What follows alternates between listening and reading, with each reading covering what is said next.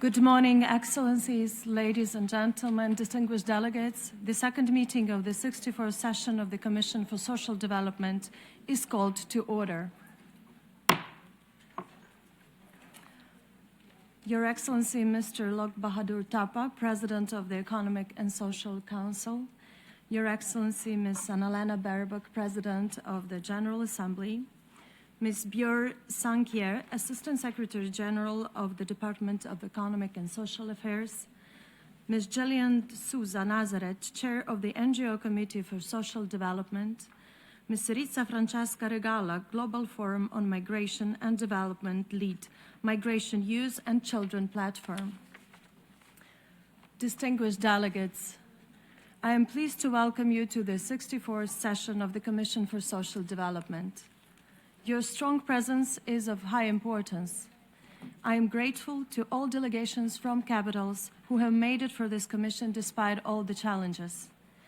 It sends a clear message that social development and social justice are far from being secondary concerns. They are central. Central because they speak directly to people's lives, dignity, and opportunities. They are central to the credibility of our multilateral system and to our collective ability to deliver on the commitments we have made. The Doha Political Declaration of the Second World Summit for Social Development reaffirmed this Commission's primary responsibility for the follow-up and review of the social development commitments. That mandate is clear, and it carries expectations.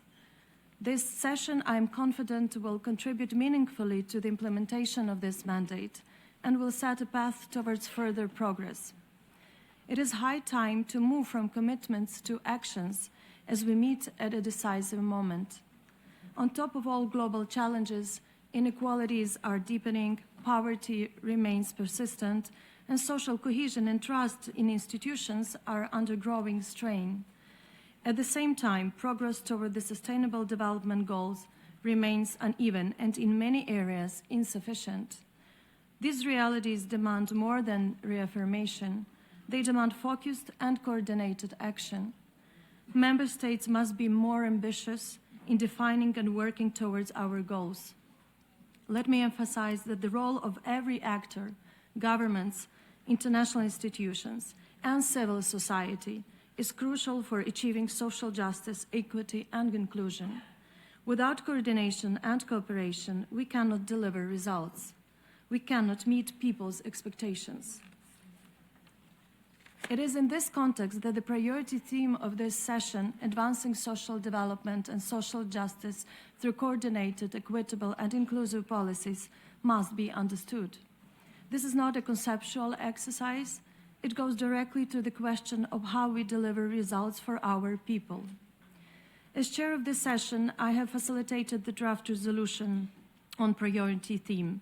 Not an easy process, but I am grateful to the delegations for their constructive approach. I further call on all delegations to act in unity, guided by the slogan of the President of the General Assembly, Annalena Baerbock, "Better Together." Distinguished delegates, the Doha Political Declaration reaffirmed that equity and inclusion must shape both outcomes and decision-making processes. But these principles would not translate into impact unless they are supported by deliberate, sustained coordination across policies, institutions, and levels of governance. Fragmentation continues to undermine effectiveness, and this Commission must address that reality directly. Equitable policies ensure that the benefits and burdens of development are fairly shared, while inclusive policies guarantee participation that makes policymaking more legitimate and effective. While equity and inclusion define the destination, coordination provides the bridge to reach it. Effective coordination is the only way to ensure that no one is left behind. Coordination must be embedded from the earliest stages of policy design and sustained through implementation, financing, and evaluation. When this does not happen, even well-intended social policies fall short. Distinguished delegates, this session of the Commission must therefore be decisive and action-oriented. Our task is to move from reaffirmation to implementation. We must identify how governments and institutions can align social policies, integrate social development priorities into national planning and budgeting processes, and ensure follow-up and accountability. The program of work for this session reflects that objective, particularly in the topics chosen for this session's 5 high-level panel discussions. Today, we will begin with a high-level panel discussion on advancing social justice through coordinated action.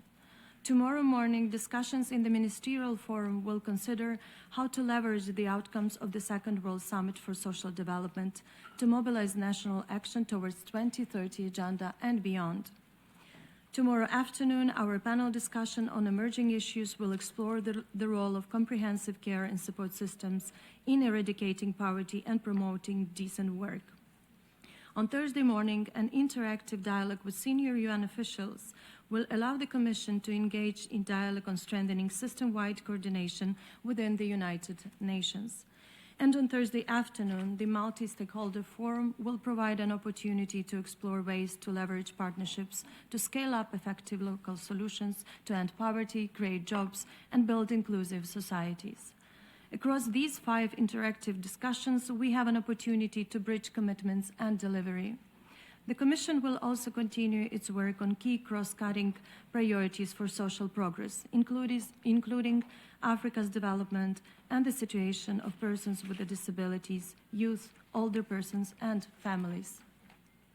Excellencies, ladies and gentlemen, the credibility of this Commission will be measured by its ability to generate clear direction. At a time of growing inequality and social fragmentation, this Commission must demonstrate that multilateral cooperation can deliver concrete results. Ensuring an adequate social standard is not a matter of charity or national preference. It is a shared global obligation. Regardless of current levels of prosperity, no country can claim true progress while poverty, inequality, and social injustice persist anywhere in the world. As long as even one society is left behind, none of us can say that we have achieved our goals. The challenges of one country must be recognized as the responsibility of all, and we must act together decisively and persistently until social development challenges are overcome at the global level. The challenges before us are well known. What is required now is focus, coordination, and political resolve. This session must reaffirm the Commission's role as a platform not only for dialogue but for action. I therefore call on all delegations and stakeholders to engage substantively and constructively throughout this session. Let us use these deliberations to send a clear signal. The social development and social justice for our people remain central priorities of the international community, of each and every member state, and that this Commission is prepared to rise to that responsibility with strong political will and strong political leadership. I look forward to a productive and successful session. Thank you. We will now hear a video statement by Her Excellency Amina Mohammed, Deputy Secretary General of the United Nations.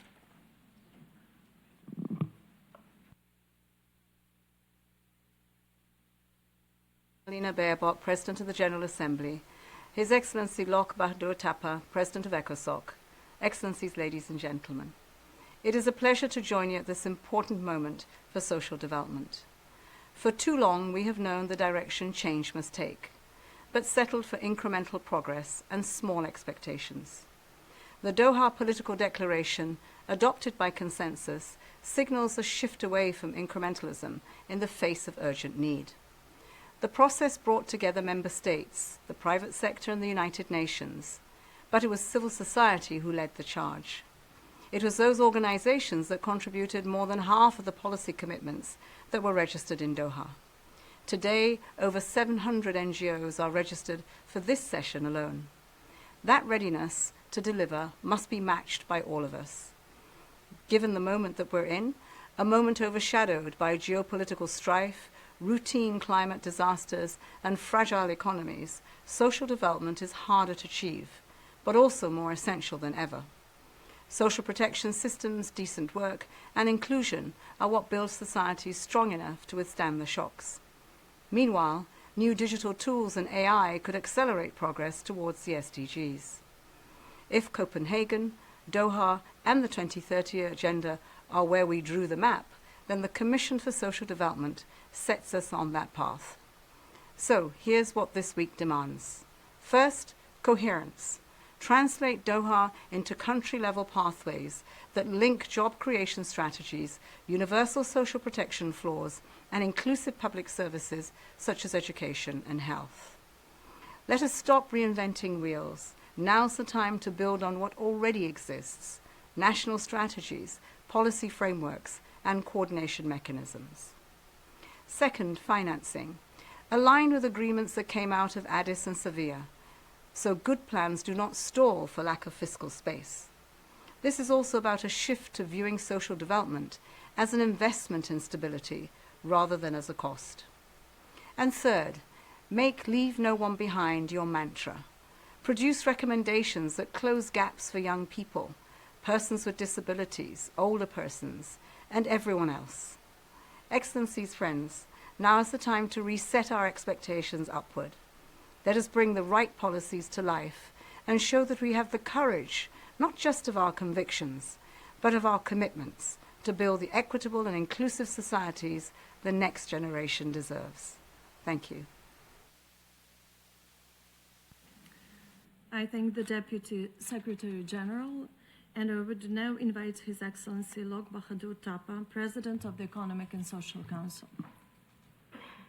Madam Chair, President of the General Assembly, Honorable Ministers, Vice Ministers, Excellencies, distinguished delegates. It is my honor to address this August gathering of the 64th sessions of the Commissions for Social Development. First, I congratulate the Chair and Bureau on your elections, and they extend the full support of the Economic and Social Council to your work. As the pivotal advisory body for the social pillar of the sustainable development, this Commission carries a heavy responsibility this year, because social policies are where resilience, social cohesion, and trust are ultimately tested. Excellency, we are living through a pivotal moment. Governments across the world are confronting mounting challenges: climate change, geopolitical tension, demographic transitions, rising inequalities, and digital transformation. Green and digital transitions are reshaping labor markets faster than skilled systems that can adapt. Demographic change is increasing demand for care and support work, even as labor shortages intensify. And widening inequalities are eroding trust in public institutions, weakening social cohesion, and undermining policy effectiveness. Responding to these challenges in an integrated manner while keeping the people at the center of development is not merely a policy choice. It is a moral imperative. It is a call to collective action to build a fairer, more resilient, and more hopeful future for all. Excellencies, this session builds directly on the outcome of the Second World Summit for the Social Development. For generations, this Commission has helped the international community to center human dignity at the heart of the public actions. After Doha, that mission is renewed. The Doha political declarations reaffirm social development is foundational to stability, inclusion, trust, and our renewed collective commitment to poverty eradication, decent work for all, and social inclusion. The declaration also reaffirmed that social development efforts must prioritize those furthest behind, including countries facing persistent structural vulnerabilities, calling for equitable financing and more effective multilateral institutions to carry the social development agenda forward. The task before this Commission is to translate the Doha political declaration into political and people-centered policy guidance. Your priority themes, advancing social development and social justice through coordinated, equitable, and inclusive policies, is timely and relevant. It speaks directly to the fragmentation that continues to slow progress and to the need for more coherent, more people-centered policymaking. When strategies for decent work advance hand in hand with universal social protection floors, inclusive education and health systems, digital access, and just transition measures, the combined impact can be transformative. Your focus on care and support system is equally strategic. Investing in care is not only a moral imperative, it strengthens resilience across life course, expand women's economic participations, and creates decent jobs and support inclusive growth. The outcome of these sessions will feed directly into the high-level political forum on sustainable development in July and into ECOSOC broader work, including this year's ECOSOC Youth Forum.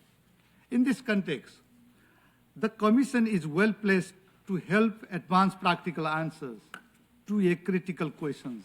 How can governments align their fiscal, employment, and social protection policies to ensure positive transformations that puts people first? Excellencies, within the ECOSOC architecture, this Commission is where principles are translated into policies. The policies that impact the lives and livelihoods, the policies that restore dignity, and policies that rebuild trust between people and institutions. Without repairing these bonds, progress will remain fragile. If this session can begin to match Doha's visions with political and financial policy solutions, the 64th sessions of the Commission will be remembered not only for what it discussed, but for what it enabled.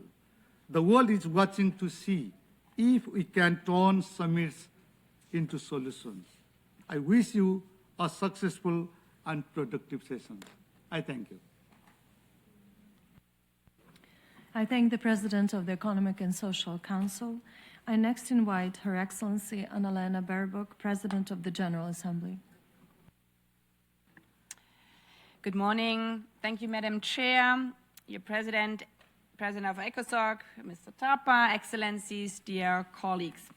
Thank you for the opportunity to join this 64th Commission on Social Development, especially as Madam Chair and you President have said, at a time when the world is preoccupied with so many other pressing issues, it is important that we remain focused, as the theme of this session states, on advancing social development and social justice through coordinated, equitable, and inclusive policies.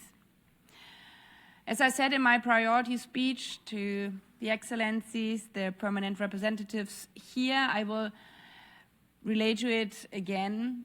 The world does not only need the United Nations in these times needs the world. So you, all of us, all governments, all civil societies, all those who believe that we can be indeed better together. So it's therefore very good to see also so many ministers here and so many civil society engagement over the next days in this week, because we know that social development and justice are inherently interlinked to other challenges we face. And if we would drop, especially in these times, our fight for equality, for justice, for social development, we would lose altogether. As ending hunger and poverty is not only an act of charity, it is a matter of security and enlightened self-interest. Hunger does not simply follow insecurity and conflict, it fuels them. Thus the vicious circle takes hold. Climate stress drives hunger and poverty. Hunger fuels migration and conflict. Conflict deepens deprivation. Therefore, delivering on social justice and development goals is both a moral imperative and an investment in stability and resilience. And this holds true not only for crisis or conflict areas. We know that from all and every society, the stronger you empower every person in your society, the stronger your economic growth, the stronger your own resilience. We know also, and have seen it again within the pandemic, that the healthcare system is deeply interlinked with the question of security in times of crisis. We've seen also in the pandemic, if especially girls have to drop out of school again, insecurity rises again. We do not only lose the working power of female employees, we lose again the resilience of societies. So the fight for all the SDGs together is in our deep own interest. In that context, the Doha Political Declaration is a genuine achievement, and we were right so in celebrating it. Adopted by consensus, it renews our commitment to the people-centered development and builds on efforts in Copenhagen 30 years ago, while adapting to today's realities from climate change to governance of artificial intelligence. As the first meetings post-Doha, this Commission, the engine of social development, must now help turn that commitment into action. As the DSG has underlined, this means pursuing concrete measures such as well-financed and adaptive social protection systems, child-sensitive and family-oriented national poverty strategies, and better investments in data disaggregation to ensure that policy implementation leaves indeed no one behind. This is all the more important as the General Assembly begins its 5-year follow-up process towards the 2031 high-level review, and especially as we look to the final sprint to delivery on the Sustainable Development Goals. As President of the General Assembly, I will do my part to champion these integrated approaches and look forward to convening a high-level event on climate, a joint initiative with the President of ECOSOC on artificial intelligence for social good, and a series of dialogues on implementation of the Pact for the Future. There's undoubtedly a great deal of work before us, but encouragingly, momentum is already building, with numerous proposals submitted to the Doha Solution Platform. My hope is that these proposals, coupled with concrete action here at the Commission, can help accelerate delivery. Because social development is not a nice-to-have, reserved for calmer days.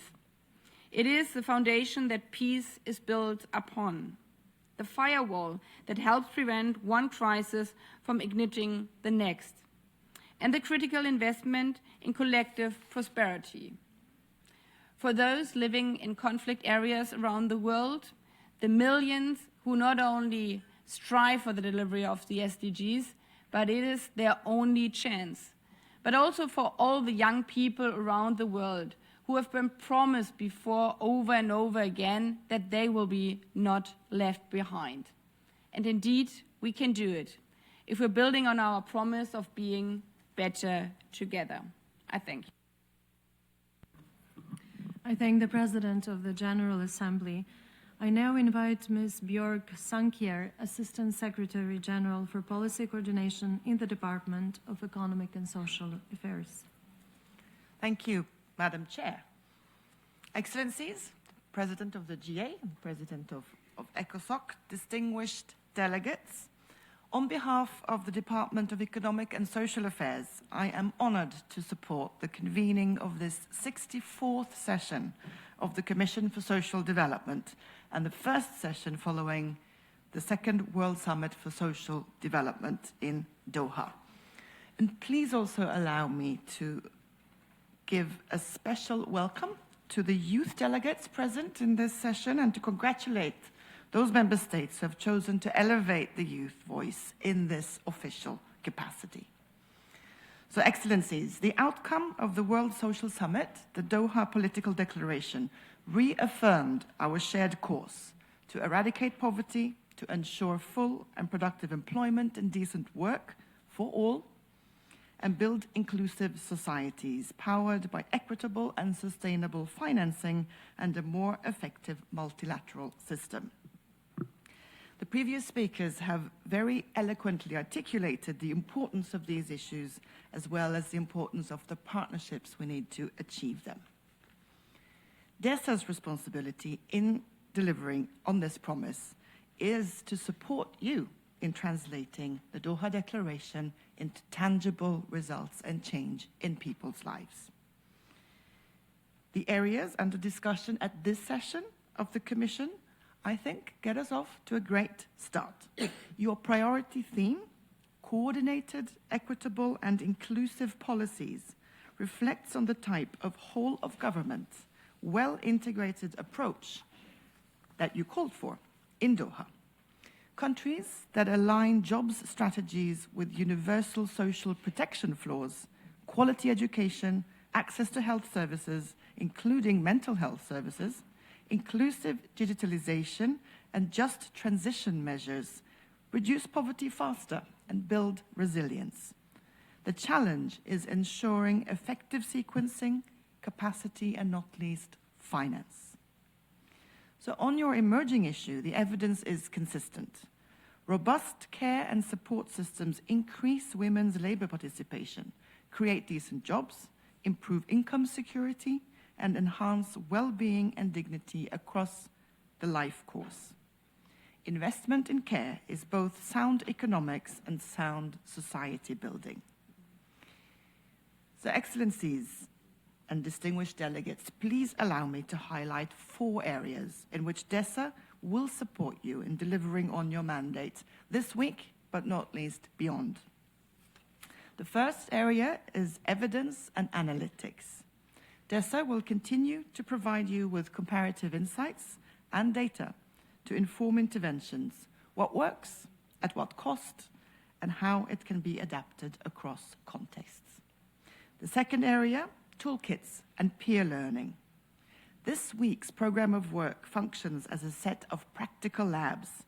Your high-level panel on coordinated action, the ministerial forum on leveraging Doha outcomes, the dialogue with senior UN officials, the emerging issues panel on care, and the multi-stakeholder forum on scaling local good practices.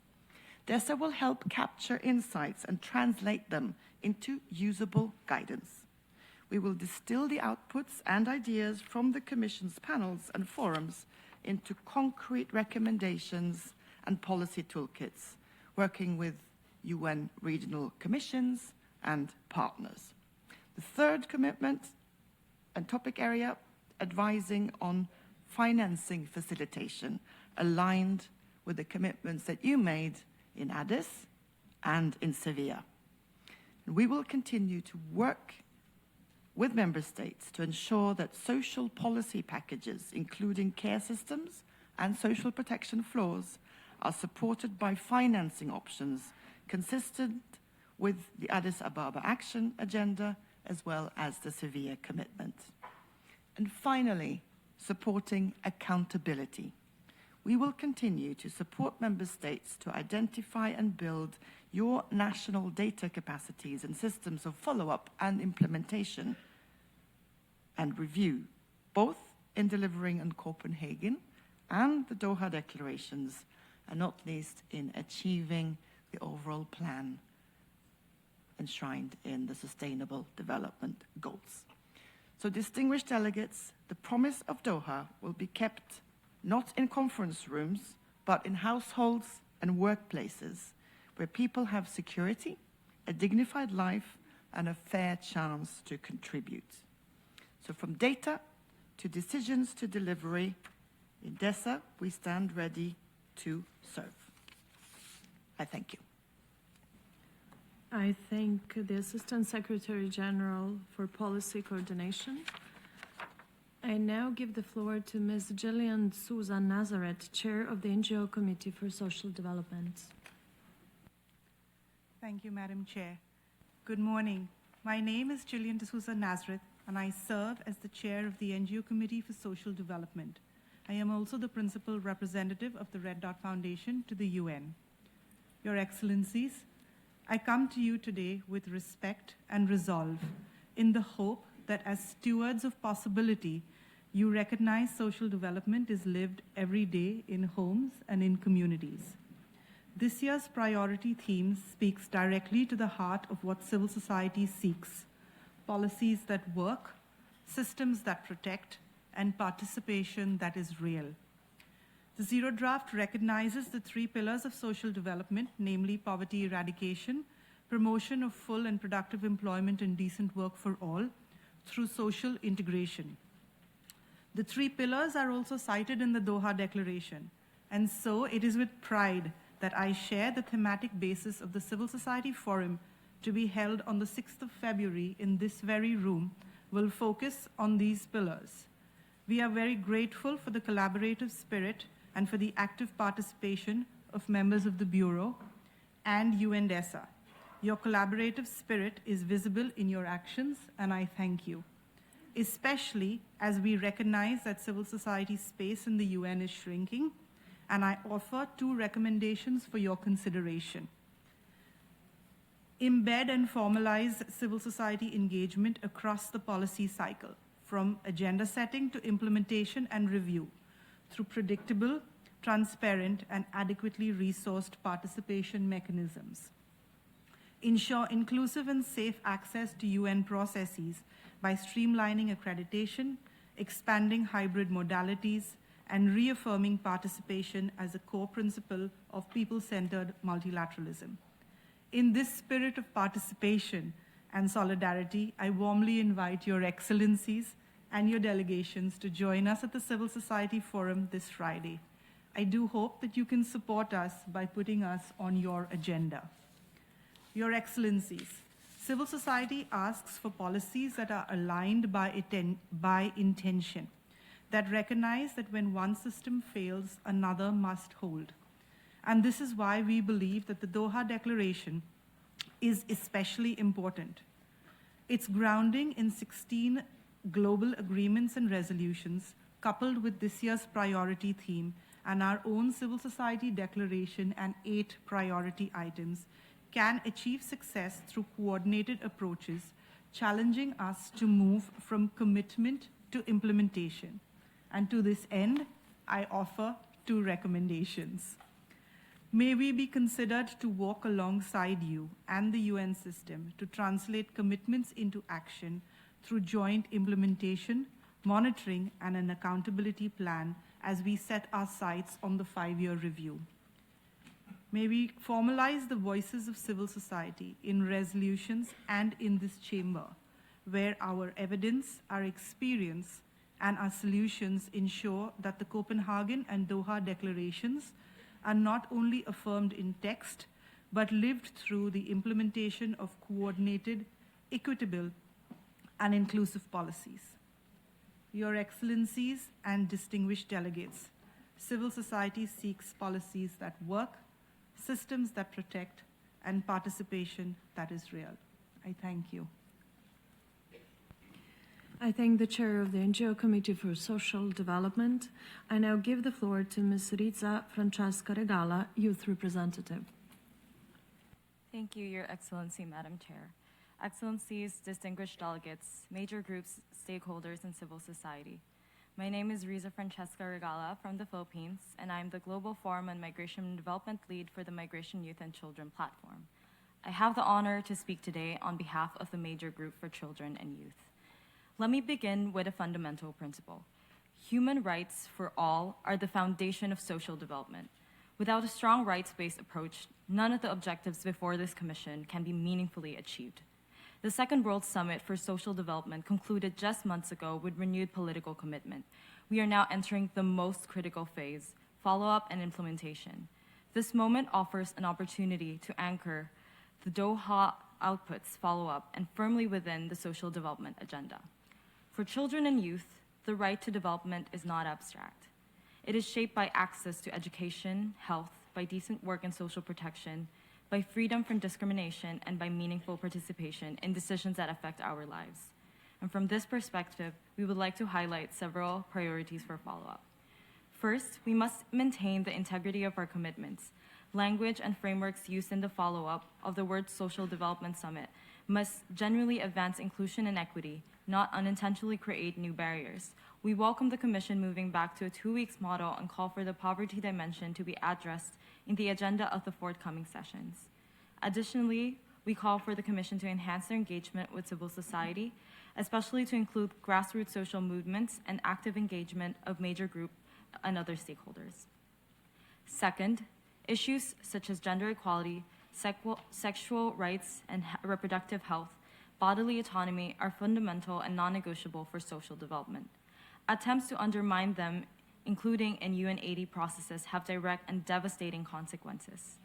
Given its vital role on these issues, the Commission must provide inputs to the restructuring exercises underway as part of UN80. Furthermore, last December, language on sexual orientation and gender diversity was removed from discussions under the Convention on the Rights of Persons with Disabilities, one of the few human rights treaties that had such provisions. We cannot claim to strengthen the UN through UN80 while turning back the clock 2 decades, stripping away critical human rights protections. Let us match our actions with words. Third, conversations on decent work and social protection must reflect lived realities, including those of migrants, refugees, and community facing discrimination based on work or descent. Young people under 30 make up more than 30% of the world's international mobile population and are increasingly a significant part of the global labor force, yet face heightened vulnerability, particularly young domestic workers and those in irregular situations. In view of the upcoming International Migration Review Forum, we call for heightened attention to youth priorities on the migration and development nexus, such as those in the La Guajira Declaration, one of the key outputs of the 5th Migration Forum. We also call for dedicated processes to address the issues of communities facing discrimination on work or descent, similar to the UN Declaration on the Rights of Persons of African Descent. Fourth, on issues addressed in this Commission, including poverty, employment, and inclusion, are also negotiated in the UNGA Third Committee. Last year marked an important milestone, the first ever annual Third Committee Youth event in October 2025, co-convened by the chair of the committee and the major group for children and youth.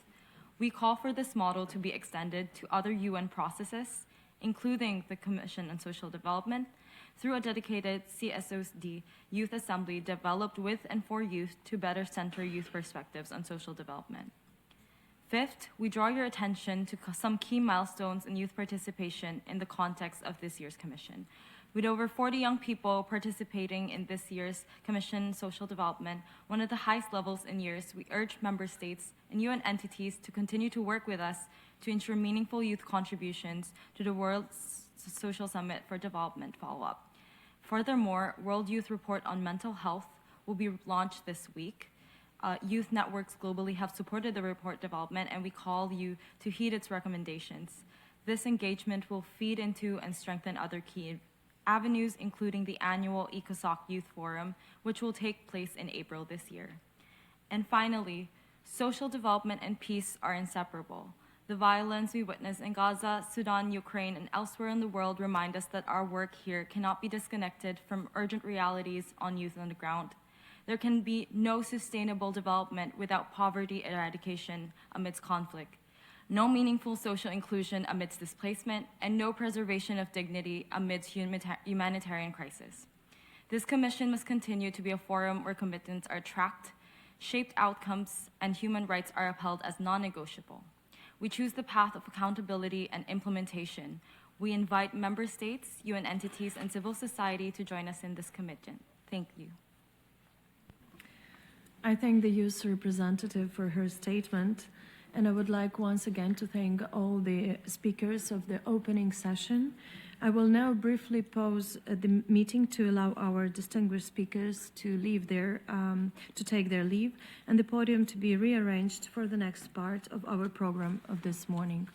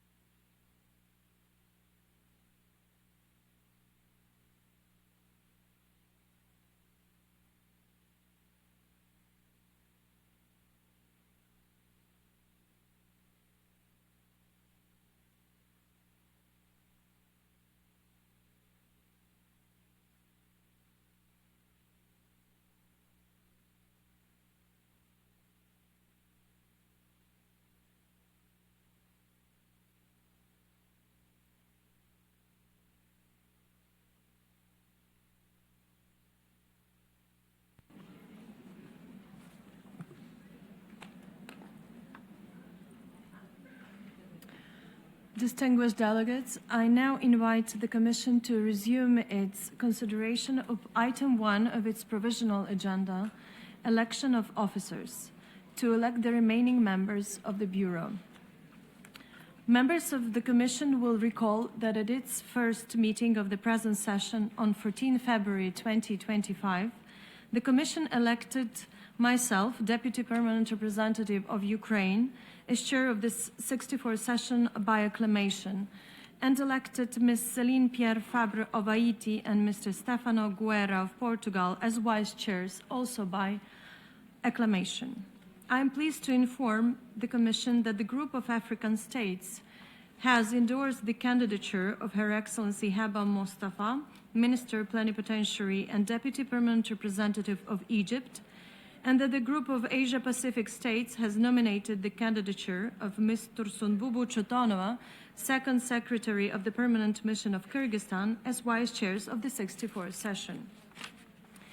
With regard to the election of Ms. Céline Pierre Fabre of Haiti, the Secretary of the Commission was informed that Ms. Musemine Celestin, Minister Counselor at the Permanent Mission of Haiti, would replace Ms. Pierre Fabre as Vice Chair of the 64th session of the Commission, representing the group of Latin American and the Caribbean states. In the absence of any other nominations, may I take it that the Commission wishes to elect by acclamation Her Excellency Heba Mostafa of Egypt, Ms. Tursunbubu Chotonova of Kyrgyzstan, and Ms. Musemine Celestin of Haiti as vice chairs of the 64th session of the Commission for Social Development. I hear no objection, so it is so decided. On behalf of the Commission, I would like to congratulate Her Excellency Mostafa, Ms. Chotonova, and Ms. Celestin in their election.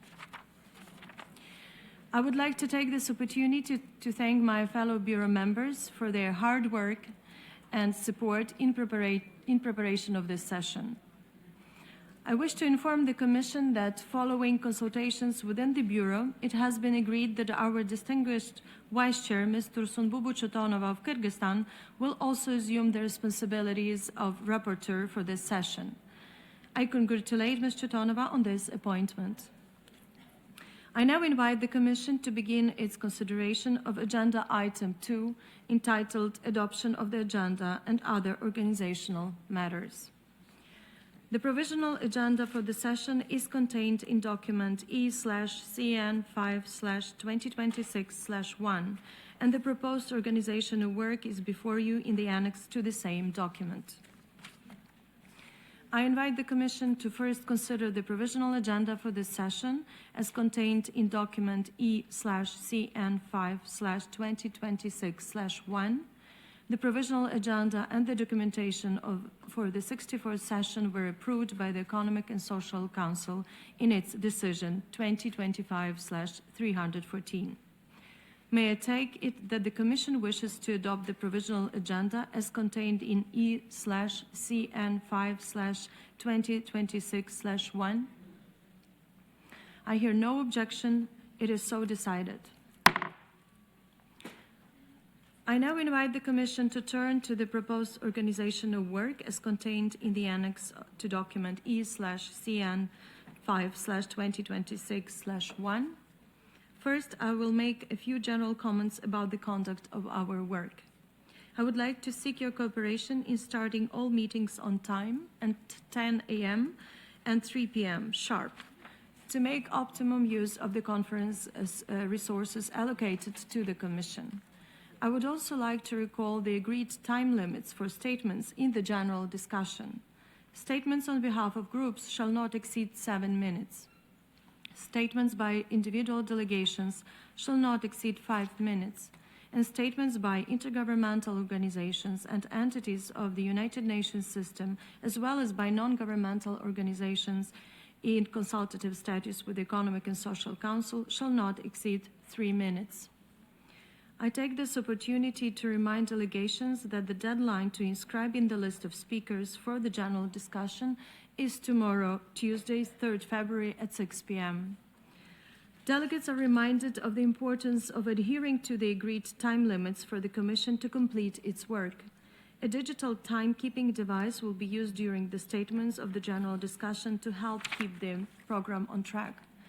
I thank you in advance for your cooperation. Turning to the interactive dialogues, I urge all delegations to make brief interventions to put their questions to the panelists in a direct manner at the start of their intervention.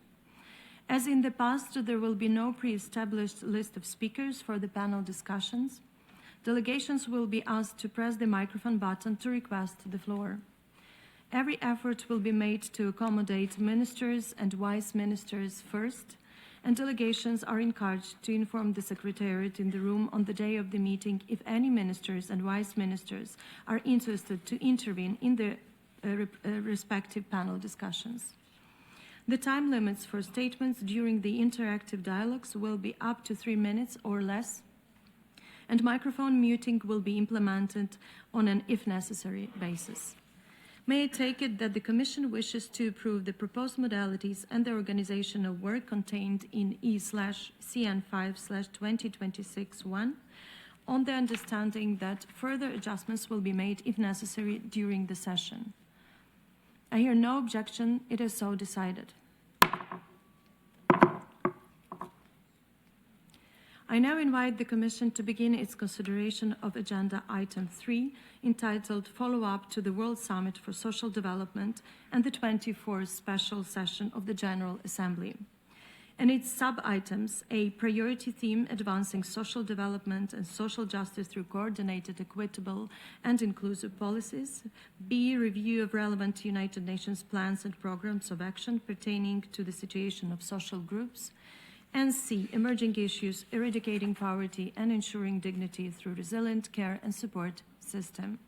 The documentation under this agenda item is available on iGov. I now would like to give the floor to Mr. Charles Katoanga, Director for the Division for Inclusive Social Development in the Department of Economic and Social Affairs, to introduce the documents under Agenda Item 3 and its sub-items. You have the floor. Thank you, Madam Chair. Madam Chair, Excellencies, distinguished delegates, as Director of the Division for Inclusive Social Development of the Department of Economic and Social Affairs, it is my pleasure to introduce to you 3 reports of the Secretary General and 1 note by the Secretariat that was submitted to this session under Agenda Item 3. Follow-up to the World Summit for Social Development and the 24th Special Session of the General Assembly. The report of the Secretary General on advancing social development and social justice through coordinated, equitable, and inclusive policies contained in document E/CN5/2026/3 underscores a simple but powerful message. At a time of persistent poverty, widening inequalities, and demographic, climate, and digital transitions, fragmented decision-making will not get us to our intended destination. Building on the renewed political momentum of the second World Summit for Social Development and the Doha Political Declaration, the report calls for a whole-of-government and whole-of-society approaches that align economic, social, environmental, and digital policies around shared social development objectives. Drawing on country and regional experiences, the report shows that coordinated action can reduce poverty and inequality, promote decent work and strengthen social protection, and build resilience in the context of demographic change, environmental pressures, migration and recurrent disasters, supporting just transitions to more resilient economies. It also identifies persistent barriers, fragmented institutions, siloed budgeting, weak data systems, and limited accountability that continue to undermine impact. The report therefore sets out a clear policy agenda for member states to institutionalize coordination, equity, and inclusion through legal, planning, and budgeting frameworks, align financing with social development priorities, invest in interoperable data and foresight capacities, strengthen participation, transparency, and oversight, and embed in incentives and evaluation systems that make collaboration routine rather than exceptional. Madam Chair, I shall now introduce a report of the Secretary General on the social dimensions of the new Partnership for Africa's Development, contained in document 2023/CN5/2026/2. The report reviews the progress and challenges in social development experienced by African countries in the context of the African Union Decade for Accelerated Implementation 2024 through 2033. And with less than 5 years remaining until the deadline for the 2030 Agenda for Sustainable Development. The report shows that Africa has made notable progress in advancing the social dimensions of sustainable development under Agenda 2063, mainly in the educational and health areas. However, significant challenges persist across several areas, including institutional capacities, fragility and conflict, funding gaps, and climate shocks. These challenges are exacerbating poverty, undermining social cohesion, and diverting resources from critical social investments. The report continues with an account of opportunities offered by recent international summits for promoting inclusive and sustainable social development in Africa, including the Second World Summit for Social Development, and highlights related efforts undertaken, usually jointly, by the UN system and the African Union. The report ends with policy recommendations to accelerate progress in social development in Africa. It makes the case for enhancing a social and solidarity economy approach, urges countries to integrate the principles of Agenda 2063 into national development plans and make investments in social development a priority, and encourages the United Nations to continue to strengthen the UN resident coordinator system, leverage UN partnerships with the African Union to support the integration of regional frameworks into the common country analysis and cooperation frameworks, and enhance the support for data collection. Madam Chair, let me now turn to sub-item 3B, review of relevant United Nations plans and programs of action pertaining to the situation of social groups. The report of the Secretary General on the follow-up to the 30th anniversary of the International Year of the Family and beyond, contained in document A/81/61-E/2026/47, reviews family-oriented policies in response to global megatrends, technological change, demographic shifts, urbanization and migration, and climate change, and their role in advancing the 2030 Agenda for Sustainable Development. It underscores that family-oriented policymaking is pivotal for tackling megatrends and accelerating SDG achievement, urging member states to embed families at the core of sustainable development strategies. Member states have implemented diverse strategies, bridging the digital divide and promoting digital literacy, expanding telehealth and e-learning, supporting work-family balance, and protecting children online. Demographic policies address aging, low fertility, and youth bulges through integrated care systems, parental leave, and intergenerational housing. Urbanization responses include affordable housing, family-friendly urban design, and participatory planning. While migration policies prioritize family reunification and inclusive services for displaced families. Climate-responsive measures involve disaster risk reduction, social protection, and community-based adaptation, engaging families. The report highlights good practices from voluntary national reviews from the period 2020 to 2024, linking family policies to SDGs on poverty, education, gender equality, health, and urban development. It calls for scaling up integrated gender-responsive policies, reducing unpaid care burdens, and empowering families as partners in policy design. Recommendations include advancing holistic social development approaches, strengthening social protection for vulnerable families, and promoting international cooperation and knowledge exchange. Madam Chair, lastly, allow me to introduce the note by the Secretariat submitted under sub-item 3C, Emerging Issues. This year's theme is eradicating poverty and ensuring dignity through resilient care and support systems. This note is contained in document E/CN5/2026/4. The note invites the Commission to consider how resilient care and support systems can serve as a powerful lever for eradicating poverty and ensuring dignity throughout the life course.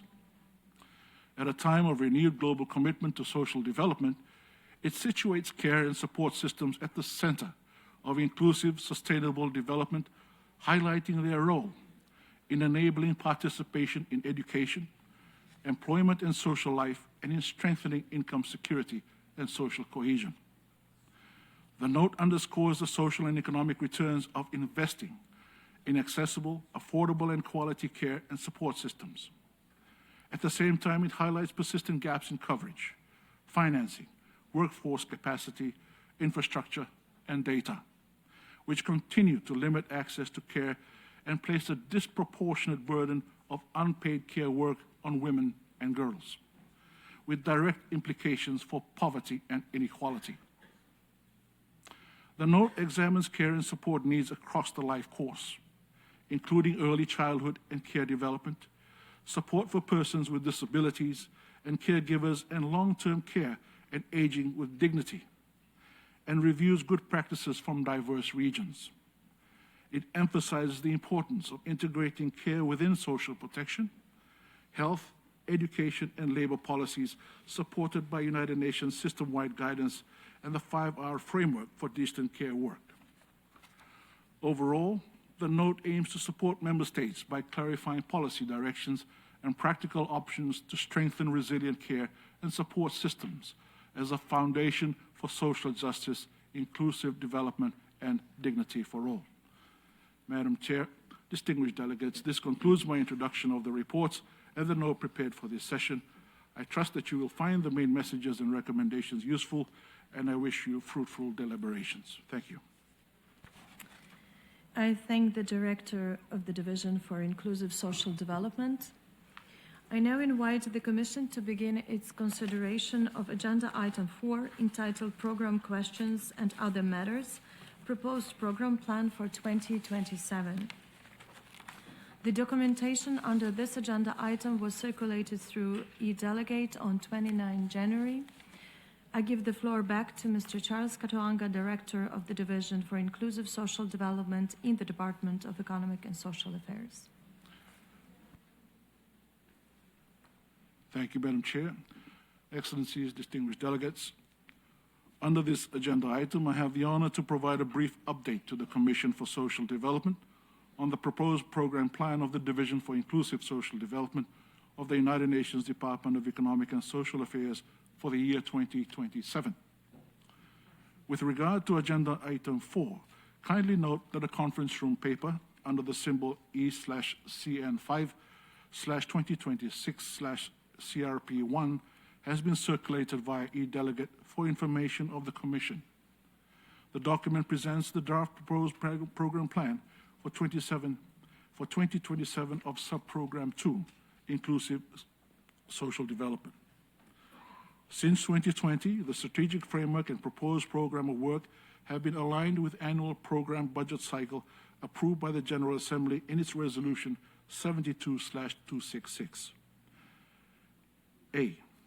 In its Resolution 77/267, the General Assembly decided to lift the trial period effective from 2023 and requested the Secretary General to continue with the submission of the program plan budget on an annual cycle.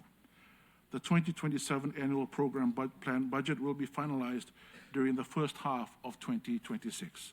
I thank you, Madam Chair. I thank the Director of the Division for Inclusive Social Development. I now open the floor for comments and questions regarding the presentation we just heard.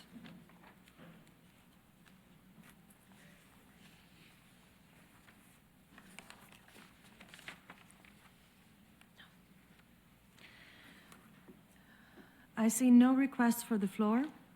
The Commission has thus concluded its consideration of Agenda Item 4.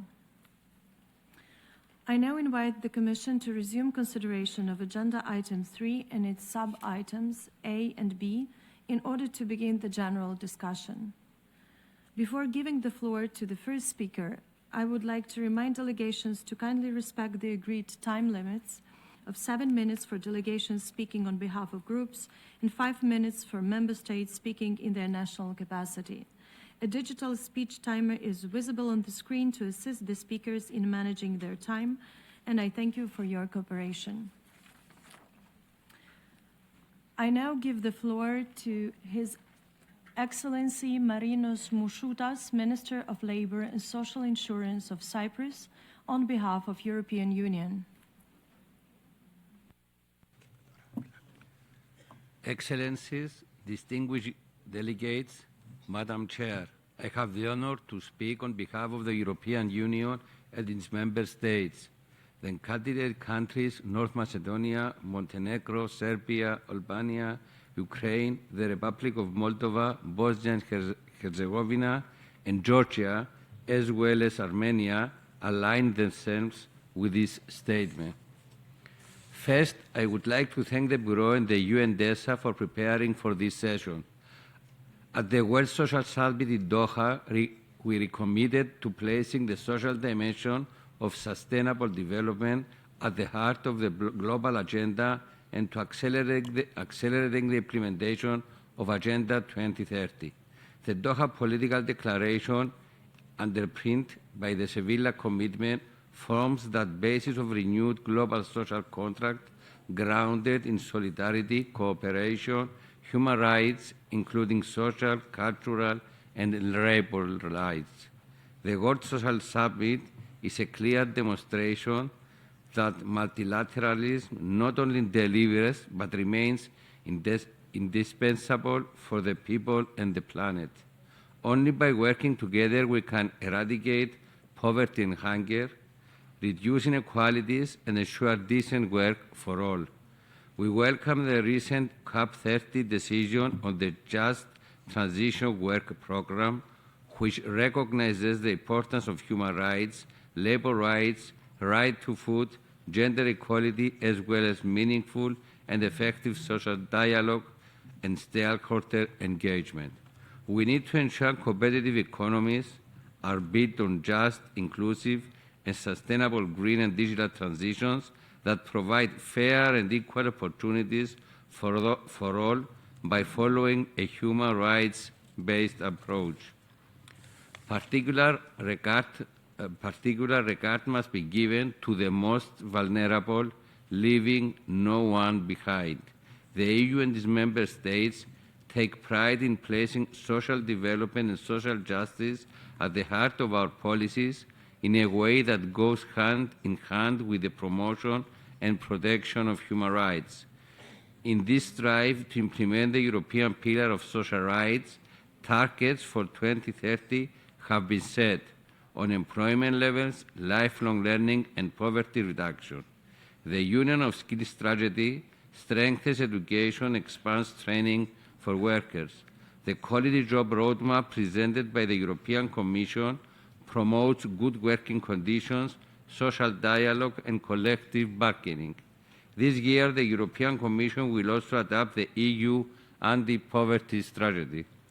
The EU and its member states are the world's largest providers of official development assistance, which contributes to eradicating poverty and hunger, reducing inequalities, promoting decent work and social inclusion, strengthening social protection system, advancing gender equality and the rights of persons with disabilities, inclusive and sustainable growth, as well as to promoting a safe and enabling environment for civil society and human rights defenders. Employment creation and decent jobs in the formal sector are powerful tools to eradicate poverty. We will continue to advance efforts to eliminate child labor, forced labor, and trafficking in all their forms. Promoting productivity growth and innovation are powerful engines to create more and better jobs. To do so, governments cannot act alone. Mobilizing private investment is essential while working hand in hand with local communities, social partners, and civil society. The EU is contributing to this with the Global Getaway Investment Agenda implemented through the Team Europe approach. Multilateral partners are also crucial. The ILO's international labour standards are the basis for social development that is just, fair, inclusive, sustainable, and equitable in line with the 2030 Agenda and international human rights law. We call upon all partners to place decent employment creation at the core of their investment programs and to work with the ILO. Investing in education, skills, health, social protection, nutrition, and accessible social services infrastructure is essential, especially at a time of significant demographic, political, and environmental changes. The EU and its member states, as parties to the UN Convention on the Rights of Persons with Disabilities, are committed to respecting, protecting, and fulfilling the rights of persons with disabilities across all policies, ensuring their full, effective, and meaningful participation and inclusion in all aspects of life. The EU is committed to fairness and solidarity between generations. The European Child Guarantee provides children in need free and effective access to key services such as early childhood education and care, education and school-based activities, at least one healthy meal each school day, and health care and effective access to healthy nutrition and adequate housing. The Youth Action Plan in EU External Action 2022-2027, adopted by the Commission, empowers young persons to engage in decision-making and policy-making. We are dedicated to the implementation of commitments under the Madrid International Plan of Action on Aging and strengthening the framework for the protection of the rights of older people. We look forward to advancing our work regarding the human rights of older persons, ensuring that their participation in all spheres of life, and to tackle ageism, age discrimination, and all forms of violence. The EU will work to address protection gaps and to promote the effective implementation of international standards in the regard while engaging with relevant UN bodies. The Beijing Declaration and Platform for Action outline our commitments to achieve gender equality. We promote women and girls' full and equal enjoyment of all human rights and a life free from discrimination and violence. The empowerment of women and girls and their participation in decision-making processes is a priority across all areas of action. We work to further strengthen protection against discrimination at the workplace, including discrimination on the grounds of sex, race, ethnic or social origin, religion or belief, political or any other option, disability, age, sexual orientation, or gender identity. Madam Chair, allow me to reiterate our support to the work of this Commission, which has the primary responsibility for the follow-up and the review of the Doha Political Declaration and the Copenhagen Declaration and Programme of Action. Thank you very much. I thank Minister of Labour and Social Insurance of Cyprus on behalf of European Union, and I now give the floor to the representative of Uruguay on behalf of Group 77 and China. Madam Chair, I have the honor to deliver this statement on behalf of the G77 and China. We welcome the convening of the 64th session of the Commission for Social Development under the priority theme Advancing Social Development and Social Justice through Coordinated, Equitable and Inclusive Policies. The Group of 77 and China thanks the Secretary General for his reports and takes note of the recommendations contained therein. Achieving the Sustainable Development Goals requires inclusive policies and a renewed commitment towards solidarity and trust to manage global challenges and advance social justice. Challenges such as poverty in all its forms and dimensions, including extreme and multidimensional poverty, hunger and malnutrition, coupled with persistent socioeconomic consequences, as well as financial crises, armed conflicts and wars, growing global food insecurity, climate change, and environmental degradation. Biodiversity loss and other challenges affect the economic and social development of developing countries and undermines its progress towards social justice and social inclusion. Madam Chair, at the World Summit for Social Development held in Copenhagen in 1995, an international consensus to put people at the center of development was established. 30 years later, this common vision was at the core of the second World Summit on Social Development held in Doha in 2025.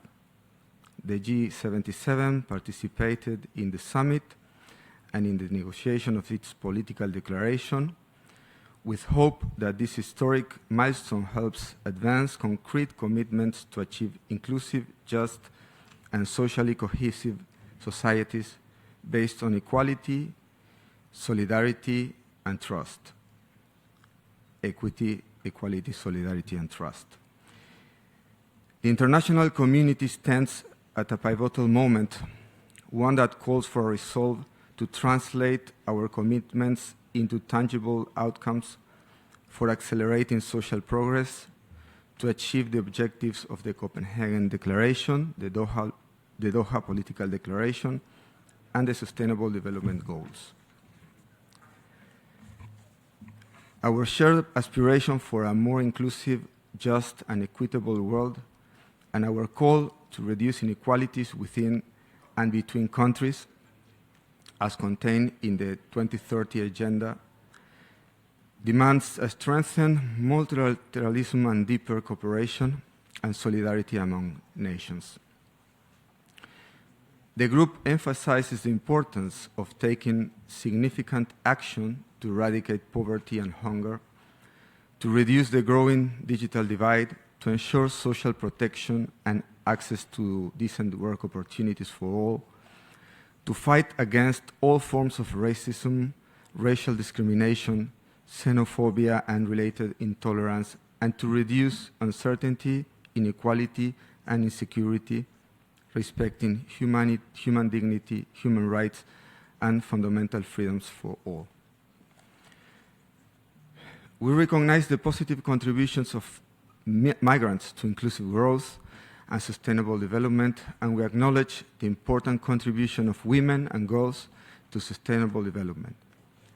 Women's economic empowerment not only helps to fulfill women's rights, fosters gender equality, and improves the lives and well-being of women and girls, but it also accelerates achievement across other development outcomes.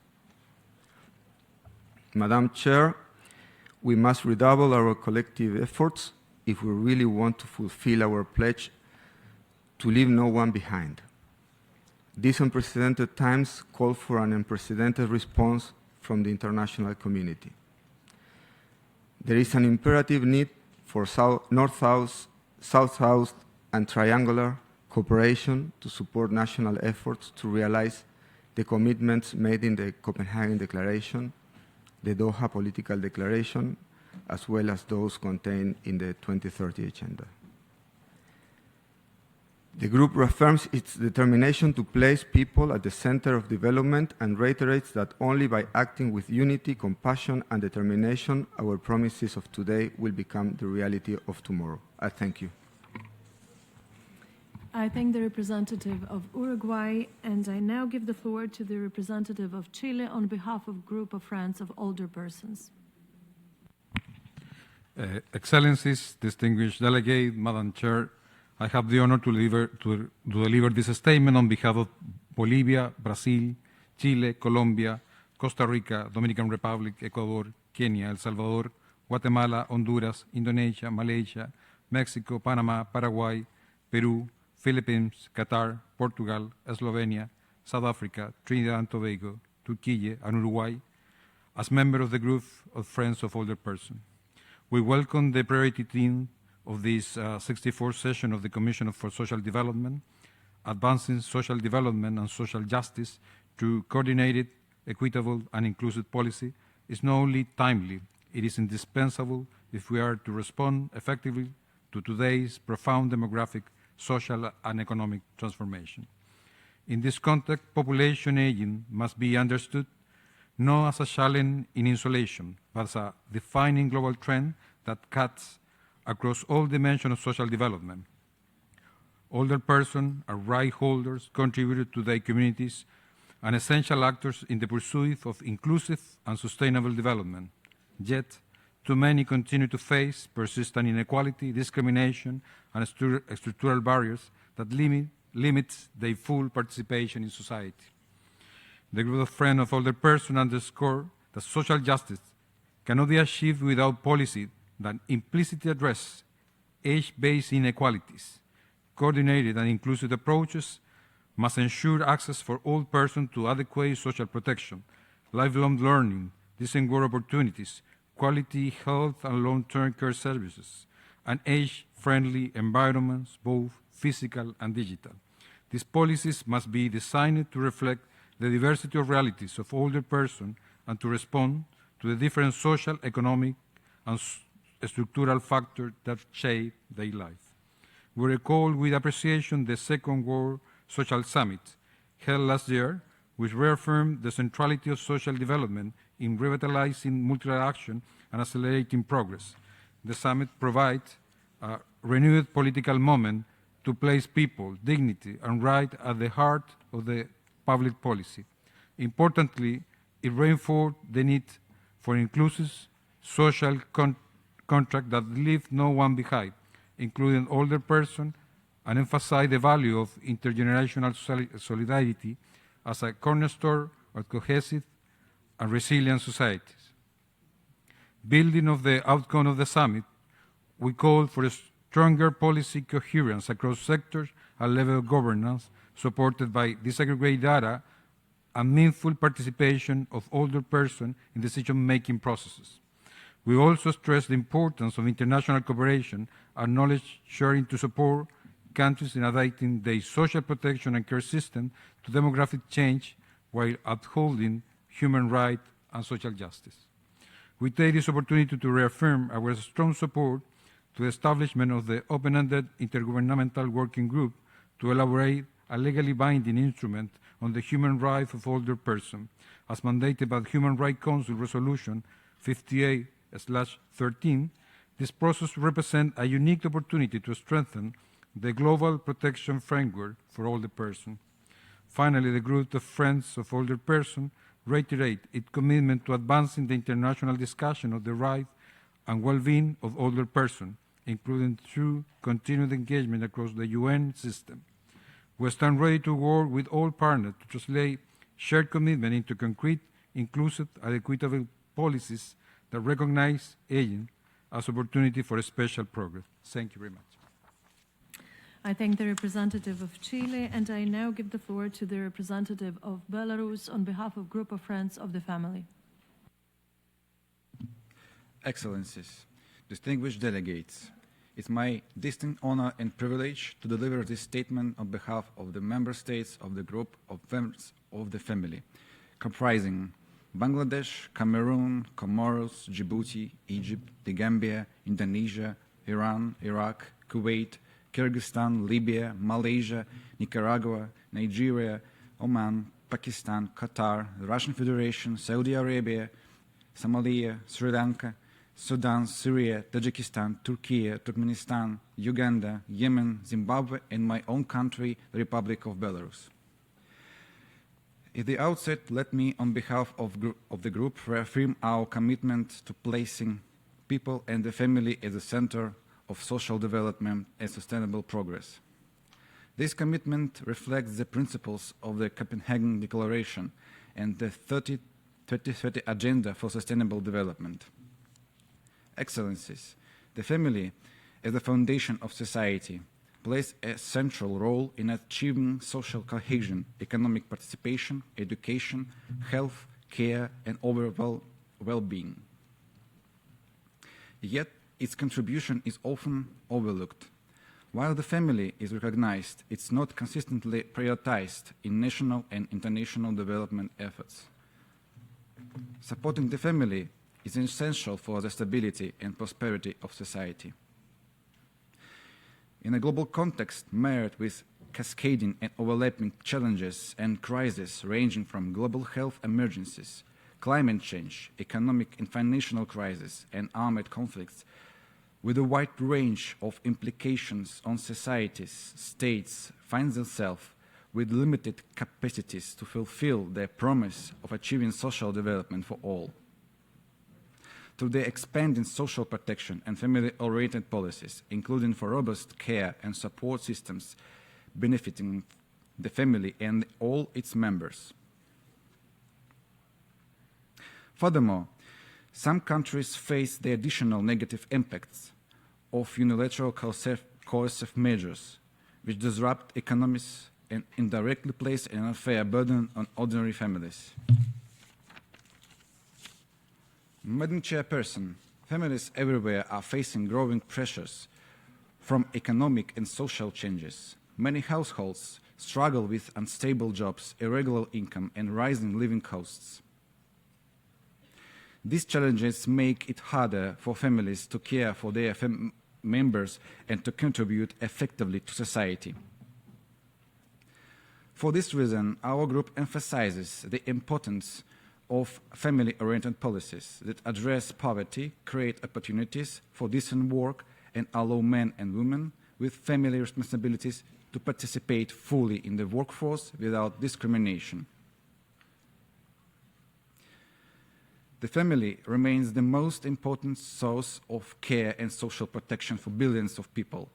Our group advocates for policies that strengthen social support system in ways that benefit children, women, and men and society as a whole.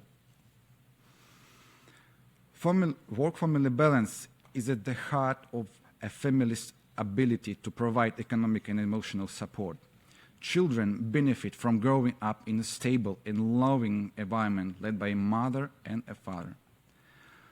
Women and girls gain opportunities to participate fully in society, while older people and persons with disabilities receive care and support through strong family networks where intergenerational solidarity and support plays a crucial role. Improving working conditions for parents and caregivers is therefore essential. Policies that expand flexible work, protect employment rights, and provide adequate support for parents help the family raise the next generation and maintain harmonious family relations. When parents are supported, the entire society benefits. In conclusion, let me reaffirm on behalf of the member states of the group of Friends of the Family, our commitment to protecting and supporting the family. A strong family today is the foundation of a stable, inclusive, and sustainable society tomorrow. The family is at the heart of the development, which is why family-oriented policies must be integrated into every plan and program across all sectors. We also encourage the United Nations to continue playing an active role in strengthening international cooperation on family-related issues, particularly in research, data collection, analysis, dissemination. Sharing knowledge and best practices globally is crucial for effective family policies. Finally, partnerships are indispensable. Governments cannot act alone. We must work together with the United Nations system, civil society, academia, and research institutions to ensure that the family remains at the center of development strategies. Real progress comes from cooperation, not coercion. A strong, stable family leads to a strong society, and together we can achieve a sustainable and equitable future for all. I thank you for your attention. I thank the representative of Belarus, and I now give the floor to the permanent representative of Liberia on behalf of African Group.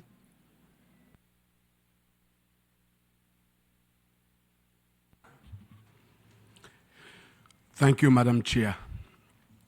Excellencies, distinguished delegates, I have the honor to deliver this statement on behalf of the African Group. The African Group aligns itself with the statement delivered on behalf of the Group of 77 in China and reaffirms our commitment to the full and effective implementation of the Copenhagen Declaration and Program of Action. They remain a sustainable framework for navigating the ongoing crisis and shaping a more inclusive, resilient, and prosperous future for all. Distinguished delegates, the African Group is keenly aware that today there is an urgent need to address the profound social challenges of our times, including poverty, unemployment, and social exclusion. In this regard, we welcome the adoption of the Doha Political Declaration at the Second World Summit for Social Development. The African Group believes that the Doha Summit offers a realistic opportunity to reaffirm shared commitments and mobilize strategies to foster equitable, resilient, and cohesive societies for current and future generations, advancing development and social justice through coordinated, equitable, and inclusive policies.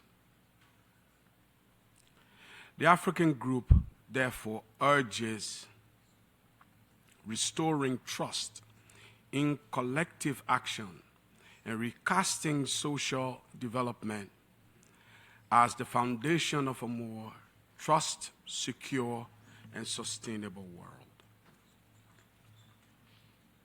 Distinguished delegates, Madam Chair, in Africa, women are a force and catalyst for economic growth and job creation. Therefore, advancing gender equality and the empowerment of women are crucial to achieving economic development policy. The African Group is of the view that informal and precarious employment is a major cause of economic development insecurity, particularly in low and middle income countries. Billions of people globally live close to the poverty line. Honestly, too close. Informal employment remains pervasive. Majority of women and youth are still engaged in informal and precarious employment, while youth with disabilities experience high levels of unemployment.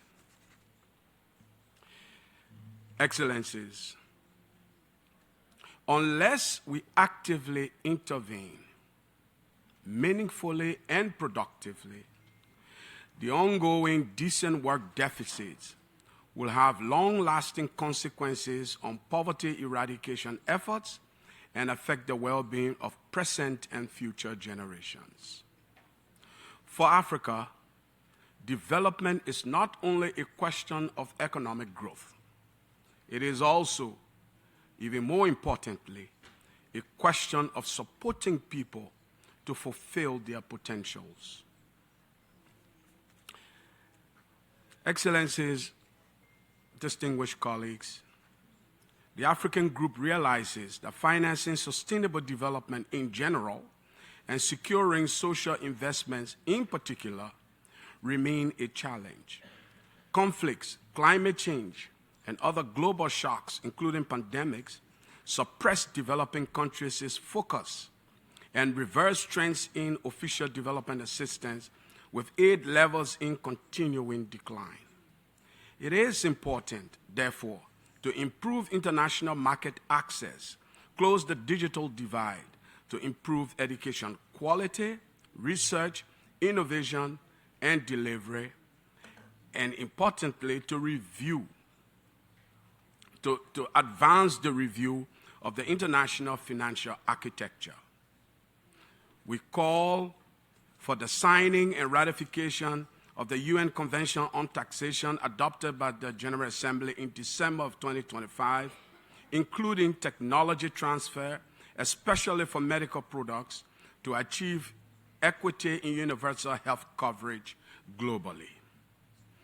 Madam Chair, before concluding, I wish to inform and remind of the African Union Ministers of Gender and African Affairs adopted decision in Addis Ababa in November last year for Africa to host the CSW64th session in 2030. We request our partners in the international community to lend their support to its successful implementation. Finally, the African Group urges meaningful cooperation and partnership toward inclusive development and shared prosperity in eradicating poverty. Let us truly work together to leave no one behind, not women, not youth, not the elderly, not children, and especially not persons with disabilities. I thank you for your kind attention. I thank the permanent representative of Liberia, and I would like now give the floor to representative of Venezuela on behalf of Group of Friends in Defense of the Charter of the United Nations. Señora Presidenta, Madam Chair, the Bolivarian Republic of Venezuela has the honor to take the floor on behalf of the Group of Friends in Defense of the Charter of the United Nations, whose member states highlight from the outset the fact that since the beginning of 2026, concerning events around the world have been increasing global uncertainty, systematic attacks on multilateralism, and increasing violations of international law, and the threat of confrontation, as well as the use of force, seem to have emerged once again as recurring features of international relations. These global developments remind us that when the principles enshrined in the UN Charter are weakened, not only peace and security are endangered, but also the very foundations of social development, cooperation, and human dignity. In this context, we cannot overlook the profound social consequences that result from the use of force in violation of the UN Charter. The armed attacks on the 3rd of January against Venezuela, which led it to the destruction of military and civilian infrastructure, the loss of more than 100 lives, and the forced removal of the country's constitutional authorities, constitute a stark reminder that such actions have a devastating impact on social development. On top of their tragic human cost, these unlawful acts that usually seek to unleash violence, instability, and advance interventionist agendas end up compromising the very conditions necessary for achieving precisely inclusive and sustainable social development. Moreover, our group also takes this opportunity to strongly reject the strengthening of the economic, commercial, and financial blockade against Cuba and the additional extreme measures imposed on it to hinder the development aspirations and efforts of this kindred nation, coupled more recently with the clear intentions and public threats of aggression against Cuba by the government of the United States of America. Similarly, we reaffirm the content of the special communique issued by our group on the 15th of January this year, condemning the threat to use force and the incitement to the perpetration of terrorist acts and violence against the Islamic Republic of Iran by the governments of the United States of America and Israel, which seek to, inter alia, undermine social development in that country. Madam Chair, 80 years after the adoption of the UN Charter, its relevance remains unquestionable. The Charter is not only a political and legally binding instrument for the maintenance of international peace and security, it is also a framework that enables development, social justice, and the advancement of human rights. In this context, we must stress that sustainable social progress cannot be achieved in an international environment governed by unilateral actions, including trade restrictions, nor by coercion or the law of the jungle. Development requires predictability, trust, cooperation, and respect for agreed principles and norms as jointly developed and codified over the past 8 decades. In this regard, we reiterate that social development is not a secondary or isolated objective, rather a central pillar of lasting peace and stability. Poverty, inequality, exclusion, and a lack of access to basic services are not only moral failures, but also structural drivers of social fragmentation and conflict. Advancing coordinated, equitable, and inclusive social policies is therefore not only a development imperative, but also a matter of collective security. Madam Chair, we recall the important political momentum generated by the recent World Summit for Social Development in Doha, which reaffirmed that the eradication of poverty, the promotion of decent work, universal social protection and inclusive growth must remain at the centre of national and international policy agendas. The commitments undertaken in that context must now be translated into concrete actions, adequate financing and policy coherence in a global system that remains structurally unequal and exclusionary, and where wealth continues to be concentrated in the hands of a few. At the same time, we cannot ignore that the implementation of effective social policies is severely undermined when countries face external constraints that limit their capacity to act in favour of inclusive policies and restrict their access to financial services and essential goods and services, thereby weakening their ability to deliver basic services to their populations. Unilateral coercive measures, for instance, have well-known adverse impacts on the enjoyment of all human rights, as well as the ability of states to pursue inclusive development strategies. The reality, which was this is something that was recognised in the Doha Political Declaration. We therefore underscore that multilateralism must be inclusive, founded on equality and respect, and centred on the needs of peoples, not on narrow political or economic interests.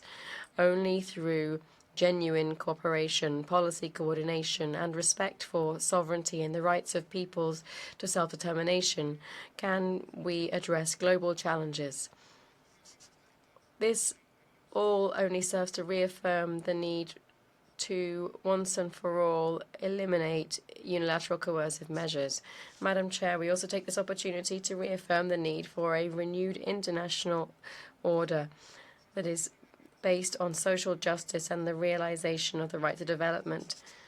Development models that prioritize profit over people, that weaken public institutions, and that entrench inequalities are incompatible with the objectives of the Copenhagen Declaration and Programme of Action, as well as with the Doha Political Declaration. Advancing social policies, development, and social justice requires more than technical adjustments. It calls for political will, solidarity, and consistency between our commitments to peace, development, and human rights. It requires that we reject double standards and reaffirm in word and in deed the centrality of the UN Charter as the foundation of our collective action. In conclusion, we reaffirm our readiness to continue to work actively and constructively with all partners in order to strengthen international cooperation, to support inclusive and people-centered development strategies as part of our unwavering commitment to ensuring that no country and no person is left behind. Thank you very much, Madam Chair. I thank the representative of Venezuela, and I now give the floor to Her Excellency Butaina bint Ali Al-Jabr Al-Nuaimi, Minister of Social Development and Family of Qatar.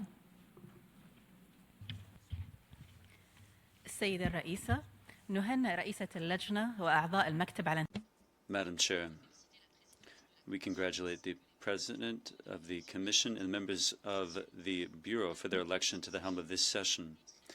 This session will contribute to social development and social justice, and we're meeting today, just a few months after the convening of the second meeting for social development in Qatar in 2025.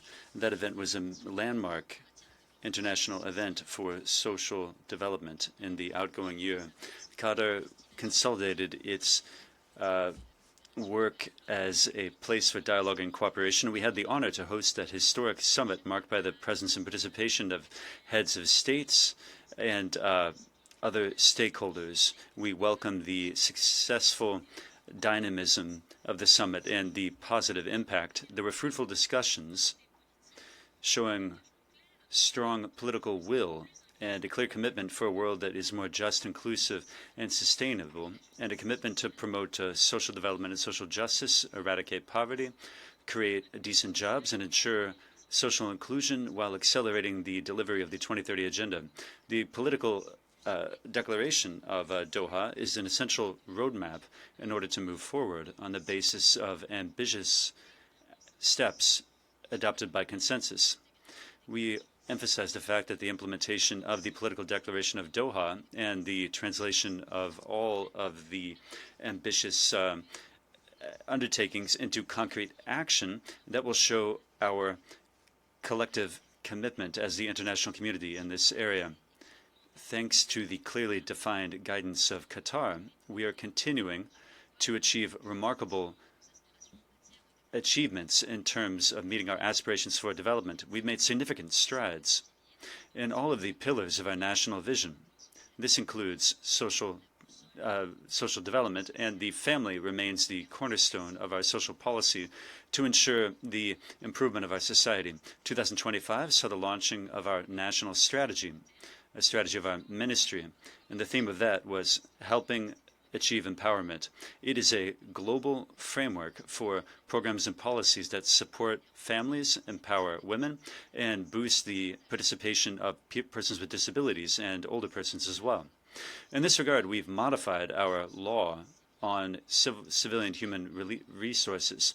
This allowed us to buttress the participation of women in labor markets while ensuring the stability of families. Amendments include the maternal leave, as well as accompaniment and assistance for children. The law also stipulates more opportunities for professional development and academic development in different training centers of the state. There are a number of social incentives as well, allowing for women to balance professional and family life. In terms of economic empowerment and the participation in the labor market, the participation of Qatari women in daily life has increased over 60%, and this shows the essential role played by women in economic life. We've also seen a notable increase in the number of women in leading and management positions. This is testament to Qatar's work in bolstering the role and the full participation of women. Education has also seen a true transformation because my country is hosting some of the leading universities in the world. What's more, so as to increase the full inclusion of persons with disabilities in society, a law was passed in 2025. It has to do with the rights of persons with disabilities. Its text reflects Qatar's commitment to implementing the international best practices in this regard. Furthermore, we're hosting in 2028 the 4th Global Conference on Persons with Disabilities. In doing so, we're cooperating with the International Alliance of Persons with Disabilities. We're pleased to say that our ministry has created the Rauda Prize for Excellence in Social Action. This is the first national official award dedicated to the recognition of initiatives by individuals and institutions who have contributed in notable fashion to social service. Chair, the conflicts and occupations have a devastating impact on the Palestinian people. They continue to face extremely challenging conditions. We reiterate our unwavering support to the Palestinian cause. By way of conclusion, we want to build on the renewed momentum that we've seen from the Doha summit, and we want to reaffirm our commitment to cooperation. Thank you. I thank the Minister of Social Development and Family of Qatar. I now give the floor to Her Excellency Leslie Tika, Minister of Social Development and Inclusion of Peru. Presidenta. Madam Chair, Excellencies, distinguished delegates, Peru is proud to take its place in this commission today at a time of transformation. We have just come from an era in which cash transfers were the oxygen that kept millions of people out of the suffocation of extreme poverty. Peru cut poverty from 48% to 24%, mainly through conditional cash transfer programs. However, today I have come to talk about something more ambitious than just relief. I've come to talk about economic empowerment. Cash transfers are not a destination in and of themselves. They should rather be the fuel for takeoff. In Peru in 2026, we understand that true social inclusion means not only putting resources in the hands of the most vulnerable, but rather giving them the right tools to ensure that they no longer need us. Over the last 100 days, we have traveled across the country from the poorest and most populous parts of Lima, such as San Juan de Lurigancho and Arte Bitarte, to remote regions including Puno, Apurimac, and San Martin. We've not only delivered checks, but rather also brought equipment for agriculture and manufacturing through a program on women's entrepreneurship with a historic investment of 17 million soles. We are transforming members of community kitchens and communal dining halls into women who own and manage their economic futures. This is not mere rhetoric. Now, more than 2,600 women are operating industrial ovens, textiles, machinery, and specialized equipment. We're moving from subsistence cooking to micro-gastronomic and textile enterprises. This is the essence of what we call transcending cash transfers, turning social protection into a platform for social promotion and entrepreneurship.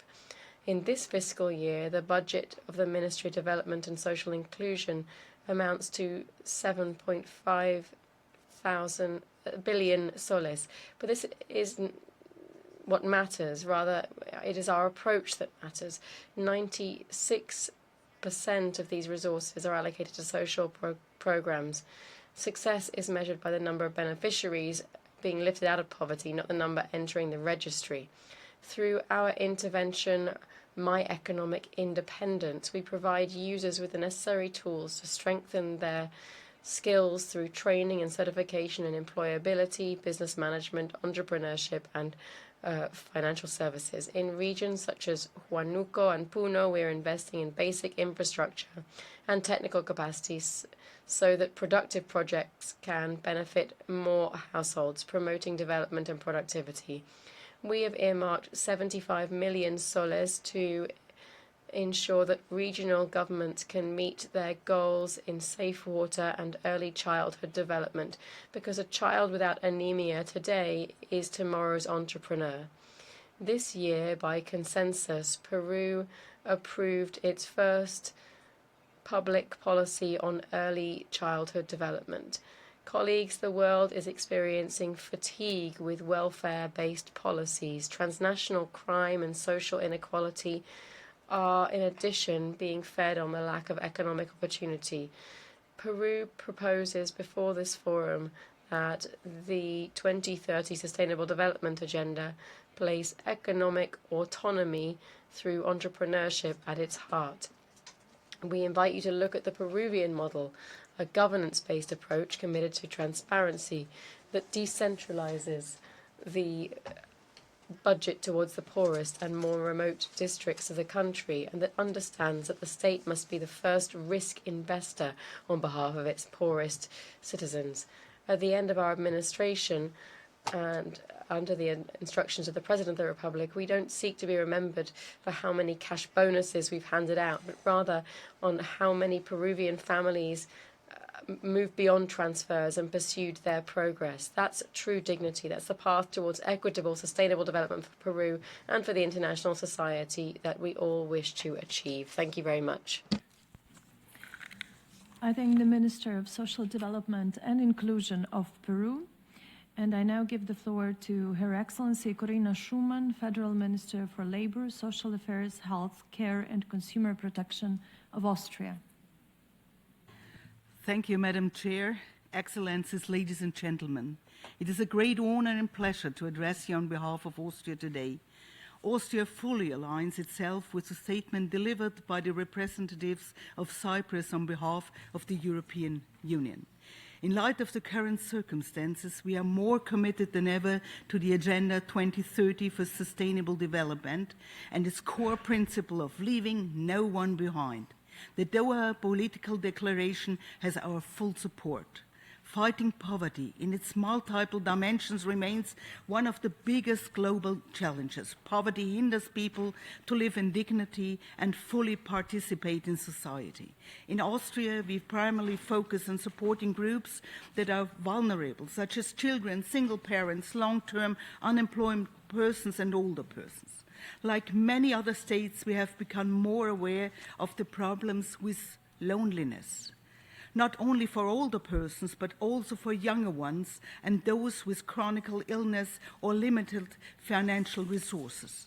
The creation of inclusive and enabling working environments must remain a priority.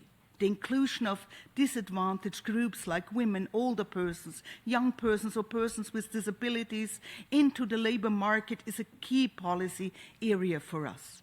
Emerging technologies such as artificial intelligence create new opportunities for job markets, but they also pose new challenges for us. These must be safeguarded through effective monitoring, taking a human-centered and workers' rights-related approach and assure decent work for all. In line with Austria's long and strong tradition of social partnership, it's important that both employers and employees benefit from the use of new technologies. The International Labour Organization should be given a prominent role in the development and implementation of social justice measures in the Doha follow-up. In Austria, the need for long-term care is a central social challenge. In recent years, we have already taken significant measures to attract new workers by improving the working conditions and creating financial initiatives in the sector. Chair, allow me to highlight recent developments in Austria in relation to some social groups. Regarding to persons with disabilities, Austria is committed to full implementing the UN Convention on the Rights of Persons with Disabilities. For this purpose, Austria has developed its second National Action Plan on Disability for the period 2022 to 2030. When it comes to young persons, we see that policies areas are cross-sectoral priority with active participation of young persons. Finally, regarding older persons, Austria is facing profound demographic challenges like many other countries. The new partial retirement scheme in Austria supports a gradual transition into retirement, helps to keep experience within the workforce, and improves financial security. In addition, we prioritize creating jobs for older persons who might otherwise face long-term unemployment. Austria remains committed to the implementation of the Madrid International Plan of Action on Aging and strongly underlines the importance of human rights of older persons. As host to one of the 4 UN headquarters, Austria is a steadfast champion of the ambitious international community. We are deeply committed to strengthening effective multilateralism and upholding the rules-based international order centered on the UN Charter. Therefore, Austria is running for a non-permanent seat in the UN Security Council in 27-28. We are ready to listen, to act, to serve in the best interests of the entire UN membership, and we hope that we can count on your most valuable support. Thank you very much. I thank the Federal Minister of for Labor, Social Affairs, Health, Care and Consumer Protection of Austria. I now give the floor to His Excellency Marinos Mushoutas, Minister of Labor and Social Insurance of Cyprus. Excellencies, distinguished delegates, Madam Chair, on behalf of the Government of Cyprus, it's an honor for me to address the 64th session of the Commission for Social Development. This meeting provides a timely and valuable opportunity to renew our collective commitment to social development grounded in social justice, solidarity, and equity, as enshrined in the Copenhagen Declaration. We remain firmly committed to advancing inclusive and sustainable economic growth that benefits all in line with the Doha Declaration. At the heart of this commitment lies the promotion of full and productive employment and decent work. Today, we are confronted with profound transformations, the green and digital transitions, demographic change, and rapidly evolving labor markets. These transitions bring opportunities but also risks.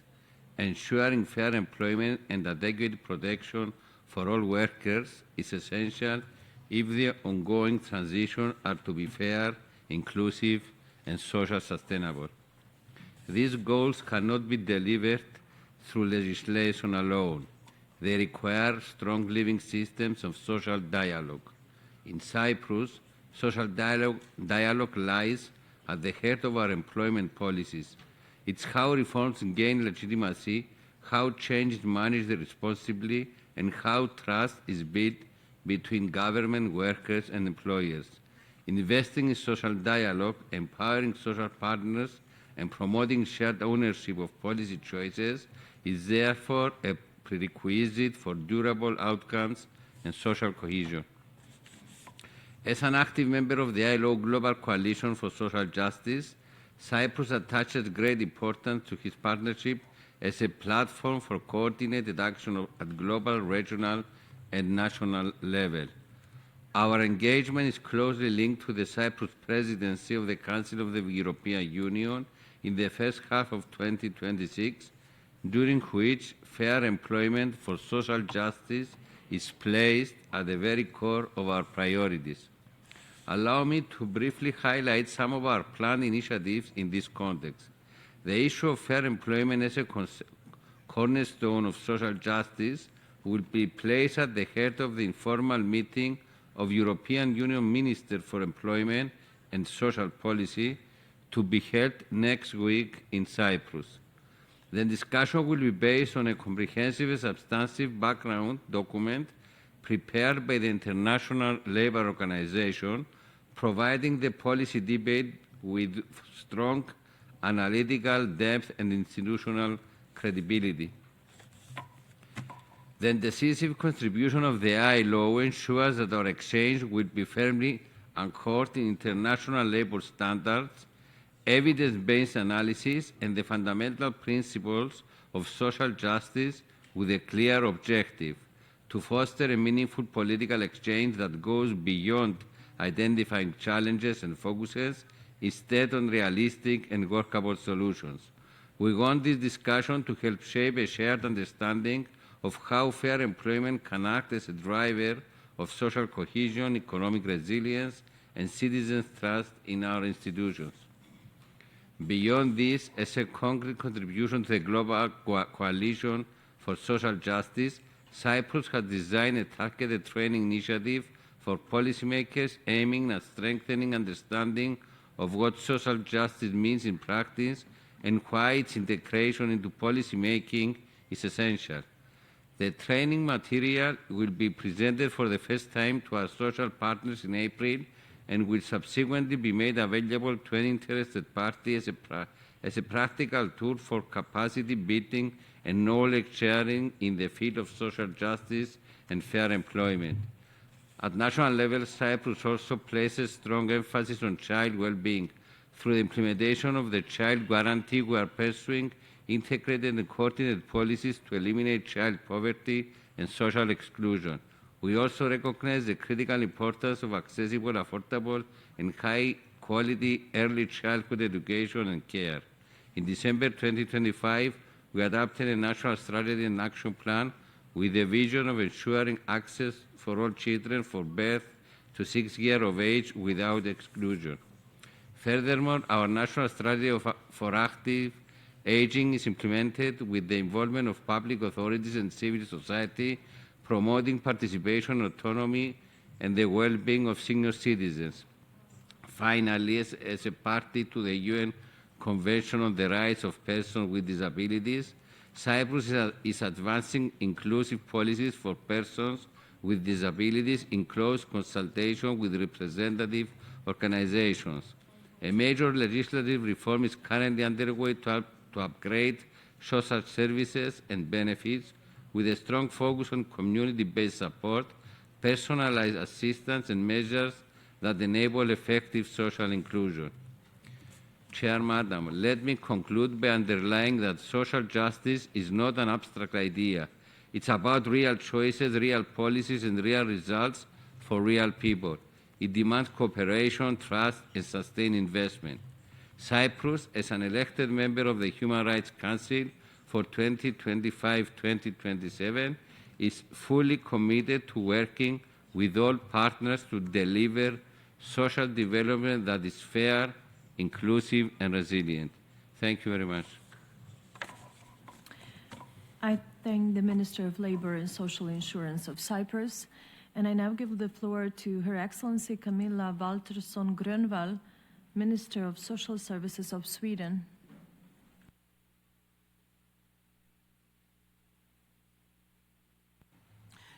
Excellencies, ladies and gentlemen, dear colleagues.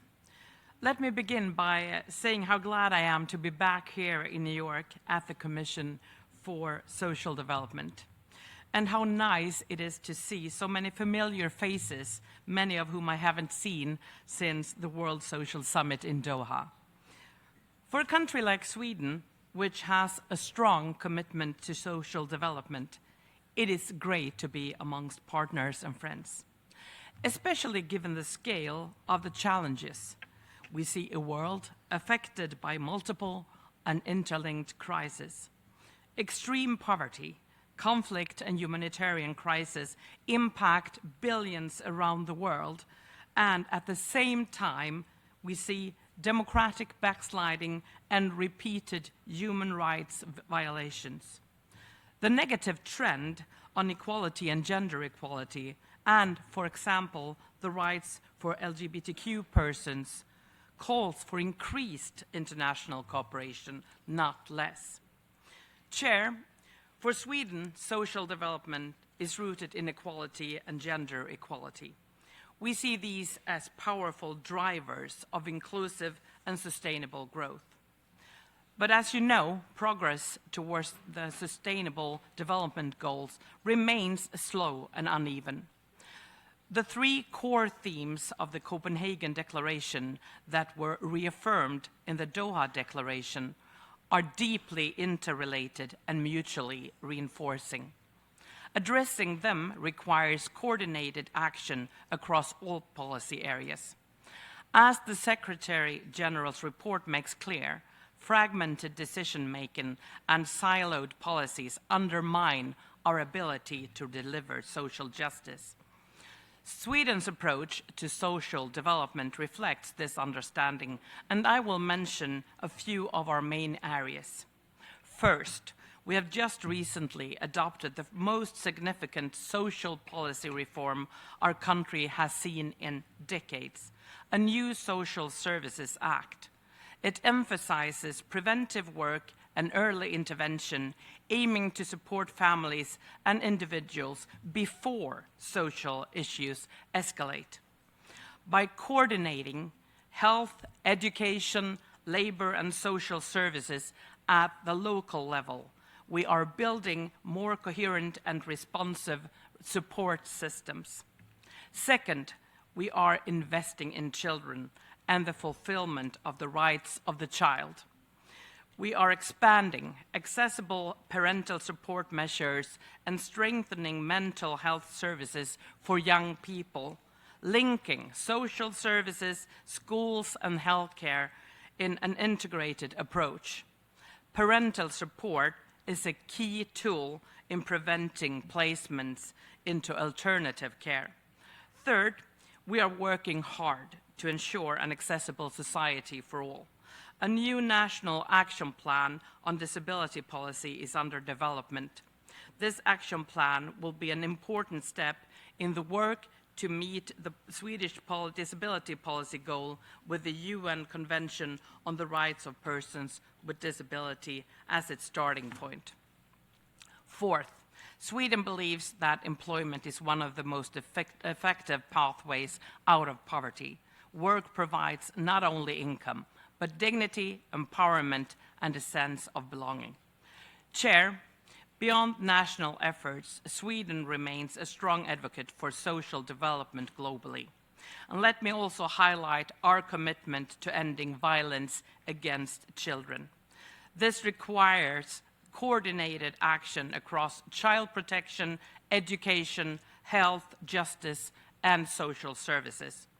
Sweden supports the global alliance led by the UN Special Representative on Violence Against Children and encourages all governments to strengthen their efforts, protecting children from violence is not only a moral imperative, it is a foundation for sustainable development and peaceful societies.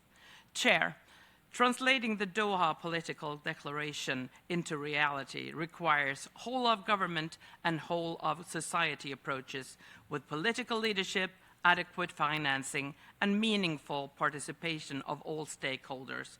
Sweden stands ready to work with all member states to deliver social development and social justice for all. And finally, I would also like to express our deep appreciation for the work of civil society organizations whose tireless efforts are essential in promoting social development. Thank you for your attention. I thank the Minister for Social Services of Sweden, and I now give the floor to Her Excellency Kaisa Juuso, Minister of Social Affairs and Health of Finland.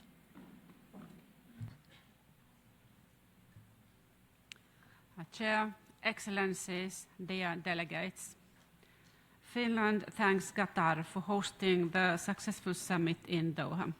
We also thank Belgium and Morocco for their strong leadership on the political declaration.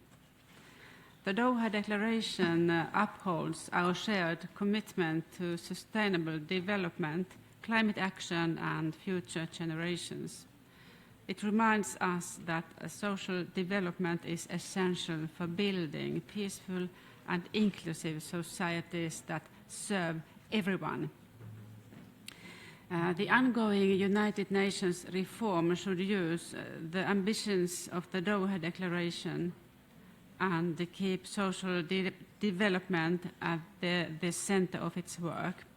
A strong, fit-for-purpose United Nations is vital to help member states turn the Doha commitments into national action. Finland is committed to the Doha agenda and ready to work with all partners to deliver results. Social development is built on sound economic policy and effective well-being structures. This is the economy of well-being approach, investing in people's well-being, decent work, education, and gender equality to build resilient and inclusive societies. Gender equality is vital for social development. Women still shoulder most unpaid care work. Social policy innovations such as affordable early childhood education and care and equal parental leave can change this. According to ILO, investing in universal childcare and long-term care could create millions of jobs globally. Finland is one of the fastest aging societies. This makes intergenerational fairness and aging with dignity key priorities for us. Our choices must enable current and future generations to thrive. A vibrant civil society that actively participates in political processes is essential for social development. As a concrete example, the civic sector has long been represented in Finland's CSocD delegation. Trust is the social capital that holds societies together. Today it is challenged by inequality, insecurity, and digital disinformation. Finland's experience shows that trust grows through fairness and inclusion. Trust also requires transparent and reliable institutions. The Doha Declaration points the way. Let us move forward together. And I will now pass the baton to our youth delegate, Sevor Tikerpuu.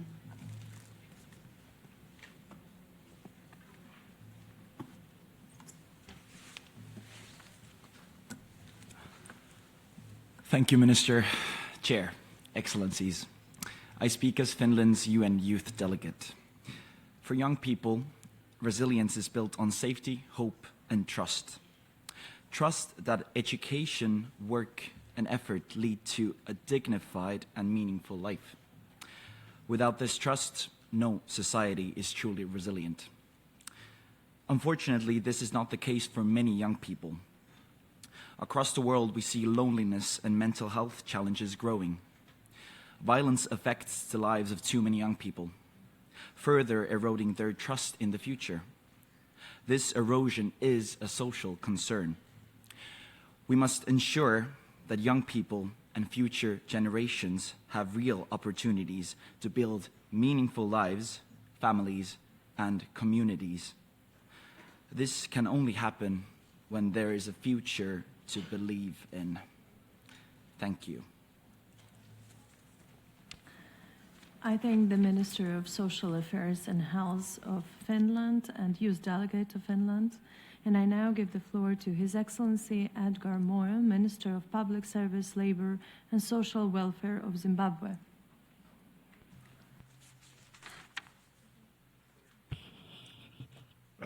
Thank you, Chair. Allow me to extend warm congratulations to you and the members of the Bureau on your election to preside over this session. I wish to assure you of my delegation's full support as you guide this important process in advancing the global social development agenda. The theme of this session is both timely and consequential. It follows closely on the collective commitments made in Doha, where the international community resolved to place people at the center of social development through coordinated, equitable, and inclusive policies and programs in pursuit of the 2030 Agenda for Social Development. Chair, under the leadership of His Excellency the President, Dr. Emerson Dambudzo Mnangagwa, Zimbabwe has elevated social development and social protection as core national priorities within our Vision 2030 of attaining an upper middle income economy by 2030, as articulated in our economic blueprint, the National Development Strategy 2. To strengthen coherence, reduce fragmentation, and ensure inclusive decision-making, my government has adopted a whole-of-government and whole-of-society approach to the implementation of NDS 2's priority areas. Institutionally, the commitment is anchored through integrated coordination mechanisms. The thematic committees on social development, gender and social protection convenes all key stakeholders to plan, implement, and monitor progress across the social sector. Complementing this, the National Social Protection Steering Committee, operating under the National Social Protection Policy Framework, coordinates interventions aimed at poverty eradication and through a life cycle approach, safeguards human dignity by building resilient care and support systems. Chair, our approach is guided in partnership. Government works closely with the private sector and civil society to confront systemic inequalities and build a fairer, more inclusive society. We remain firmly committed to the protection and promotion of human rights for all, with particular attention to children, women, older persons, and persons with disabilities. Their meaningful participation in decision-making is guided by the enduring principle of nothing about us without us. Targeted interventions, including cash and in-kind transfers, educational support, and livelihood assistance, continue to serve as vital social safety nets for the most vulnerable. At the same time, we are prioritizing inclusive growth as a pathway to entrepreneurship, employment creation, and food security. Climate-smart agriculture initiatives supported by the Presidential Agricultural Input Scheme are strengthening resilience and advancing zero hunger and nutrition security. Partnerships with financial institutions are expanding access to seed capital for income-generating projects. Decentralization incentives are reinforcing the devolution agenda and catalyzing local development, while technology hubs and industrial parks at state universities are nurturing innovation, research, and technical and vocational skills, laying firm foundations for a knowledge-based economy. Notwithstanding these efforts, challenges persist, including debt distress, climate-induced vulnerabilities, and the impact of unilateral coercive measures. Yet, even in adversity, resilience has been forged through stronger coordination, domestic resource mobilization, and a disciplined focus on optimal resource utilization. In conclusion, Zimbabwe reaffirms its unwavering commitment to the Copenhagen Declaration and Programme of Action and to the advancement of social development and social justice.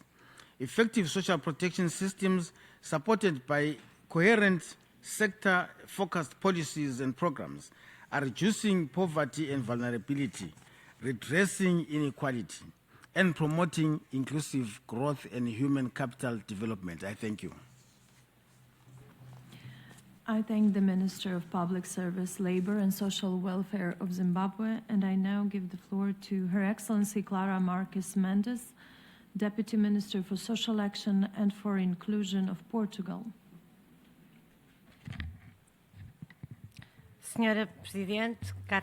Madam Chair, distinguished delegates, ladies and gentlemen, it is an honor to be here today representing the Portuguese government, who holds the vice chairmanship of this commission, and I would like to begin by thanking the Bureau and the UN Secretariat for preparing yet another session of the Commission for Social Development, in which Portugal has played a very active role over the years at a technical and political level.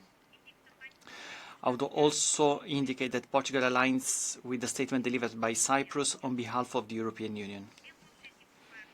It is a clear goal of the Portuguese government to promote social development and social justice through coordinated, equitable and inclusive policies, and thus fulfill the commitments made in the Copenhagen Declaration and the Programme of Action of the First World Summit for Social Development, as well as in the 2030 Agenda for Sustainable Development, as recently reaffirmed at the Second World Summit for Social Development in Doha. Portugal remains firmly committed to building a fair, inclusive and sustainable society guided by the principles of social justice, solidarity and respect for human rights. These principles underpin our national policies as well as what we advocate in our European and international commitments, from the European Pillar of Social Rights, the Sustainable Development Goals, and the Decent Work Agenda of the ILO. Sharing the call from the Doha Summit to focus our efforts on implementing proven solutions with the potential to be replicated, I would like to share some of the most emblematic measures currently being developed and planned in Portugal. Like many other countries, Portugal faces social challenges that require firm, coordinated and sustained responses. That's why the government has made clear commitments to strengthen social development and promote greater social justice through the development of 5 strategic policy areas. Policies in the area of labor, family, poverty reduction, promotion of inclusion, social economy and social protection. These policies are designed to strengthen social cohesion, promote work in all its forms, protect the most vulnerable and ensure that no one is left behind. In the area of labor, I would highlight the signing with social partners of the tripartite agreement on wage increases and economic growth for the period 2024-2028. This agreement has enabled an increase in workers' incomes, as well as the implementation of vocational training and promotion of employment programs that have already supported thousands of people, with a focus on the most vulnerable, young people and the unemployed. At the same time, we have approved tax exemptions on productivity bonuses, and we have strengthened the social protection and security at different stages of the life cycle. For example, with regard to children, we have extended the free childcare program to children up to 3 years and adopted a unique strategy for the rights of children and young people 2025-2035 and the respective plan of action. In the area of aging, we have approved the Statute of the Elderly, increased pensions and supplementary benefits, and are implementing a pilot project that changes the paradigm of how we care for older persons and dependent people, with a focus on strengthening people's autonomy. Together with our partners in the social and solidarity economy, we have signed a commitment for the 2025-2026 biennium, increasing the state's financial contribution to the care and support they provide to the population. We have improved and simplified the informal caregiver statute so that more people can become caregivers and as a result, more people can receive care. We are also in the process of creating a pool of volunteer caregivers as another way of ensuring that caregivers can also get rest. We are developing a national strategy for longevity,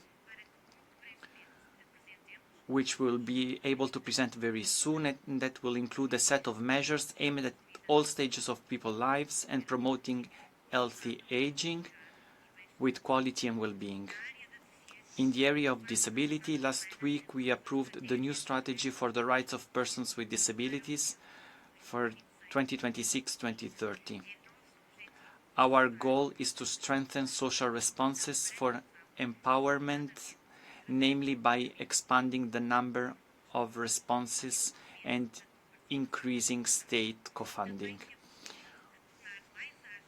We have also been streamlining the access to social support for people with disabilities, such as assistive products, equipment and devices that aim to support and promote autonomy and independence in the daily lives of people with disabilities or impairments.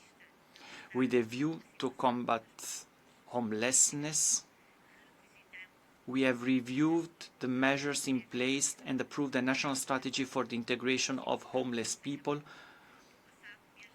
In December 2025, new funding was approved to refurbish accommodation centers. In the area of social security, we are implementing the People First program based on online service, which has already removed 3 million people from social security queues in its first year of implementation. We also implemented new risk management platforms, enabling the system to be more efficient in combating fraud and undue payments. In 2025, we co-organized the second edition of the Porto Social Forum, a high-level European event dedicated to the theme Quality Jobs in a Competitive Social Europe. Ladies and gentlemen, these are some of the measures and initiatives implemented and underway in Portugal, and we are committed to achieving more and better solidarity, inclusion and social cohesion, ensuring that all people can live with dignity at all stages of life, leaving no one behind. I thank you for the attention.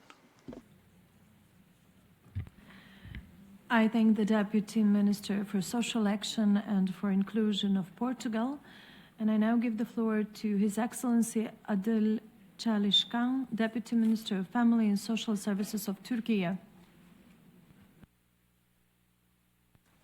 Madam Chair, distinguished delegates, ladies and gentlemen, it's a privilege to address this Commission at a time when our shared commitment of social development is being tested by interconnected global challenges.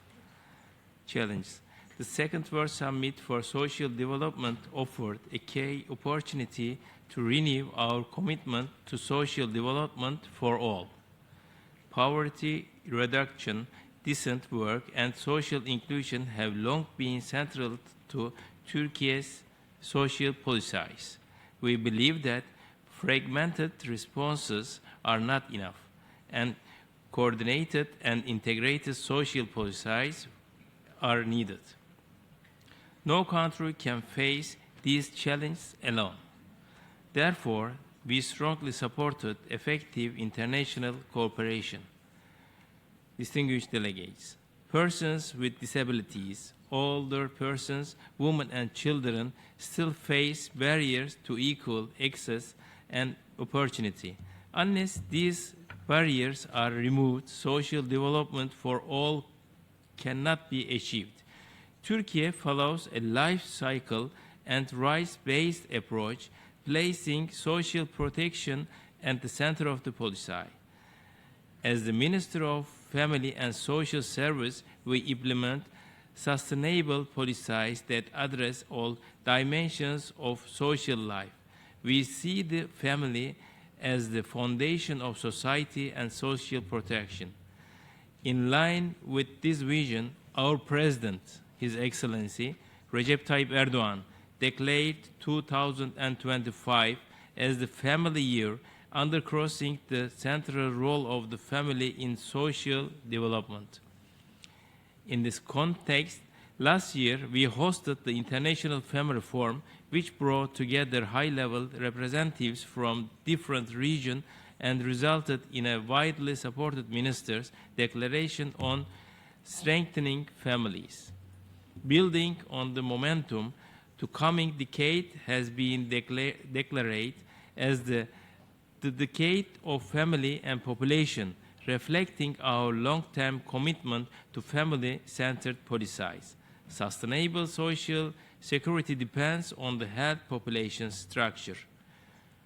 We support young couples and expand child benefits because strong families build strong societies and states.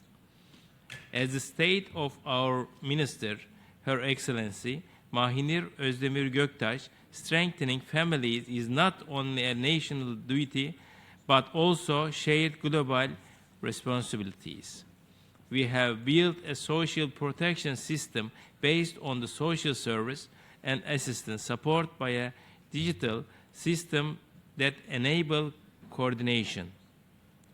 This approach has positioned Turkey as the strong example of comprehensive growth and social justice.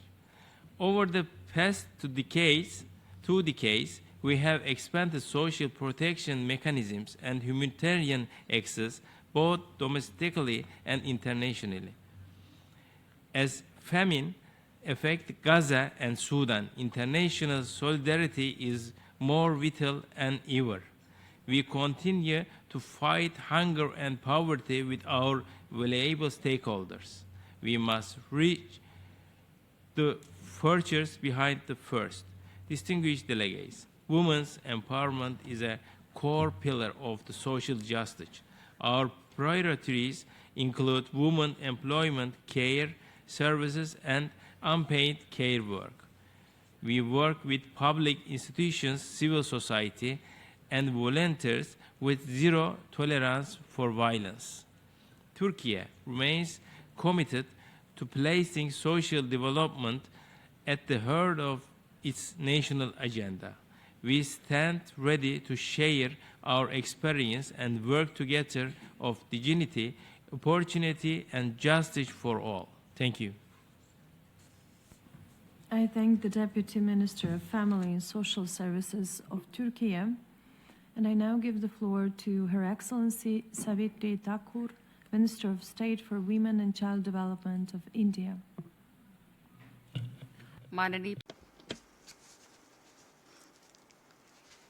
Excellencies, thank you for the opportunity to address this august gathering.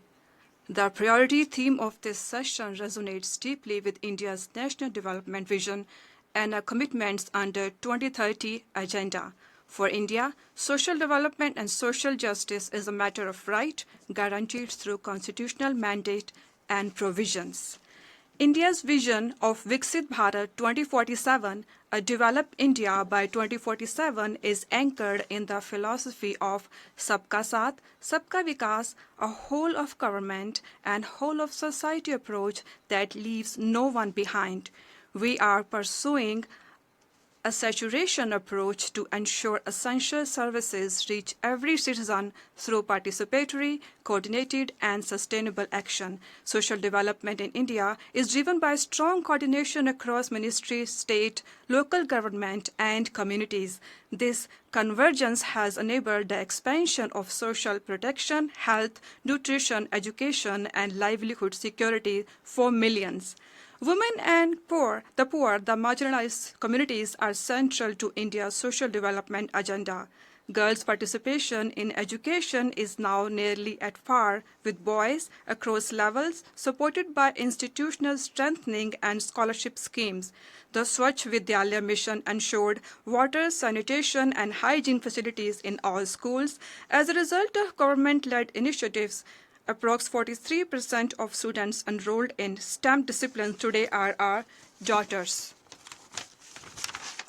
499 schools are functional in remote areas under Eklavya model residential schools, enabling access to quality education for over 150,000 students. Piped safe drinking water to nearly 150 million households, clean cooking gas connections to over 103 million households, and 118 million households toilets reduce drudgery, particularly for the poor.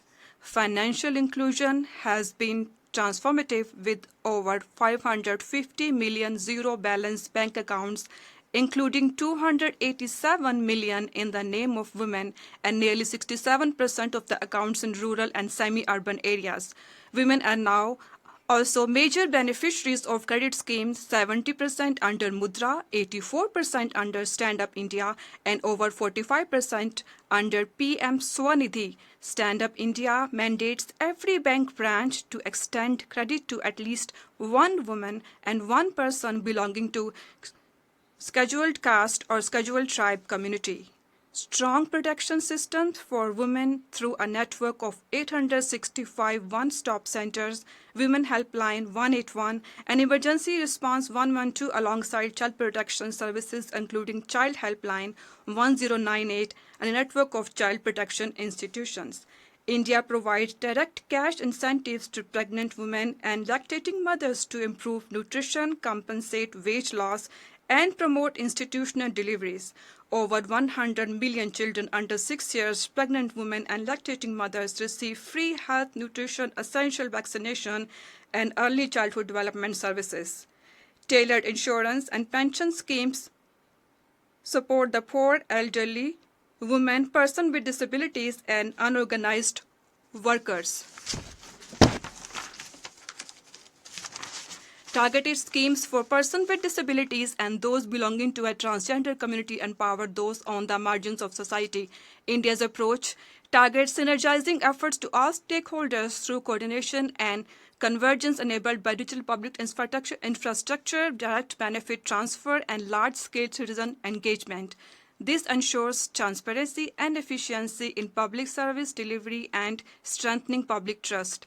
The challenges we face require collective solution. India supports stronger bilateral and multilateral cooperation, institutional strengthening, and South-South cooperation to scale up successful social development models. We reaffirm our commitment to advancing social development through policies that are coordinated in governance, equitable in impact, and inclusive in design. India stands ready to contribute constructively to this shared global mission. Thank you. I thank the Minister of State for Women and Child Development of India. I now give the floor to Her Excellency Claudia Teresa Valenzuela Lopez, Vice Minister of Social Development of Guatemala.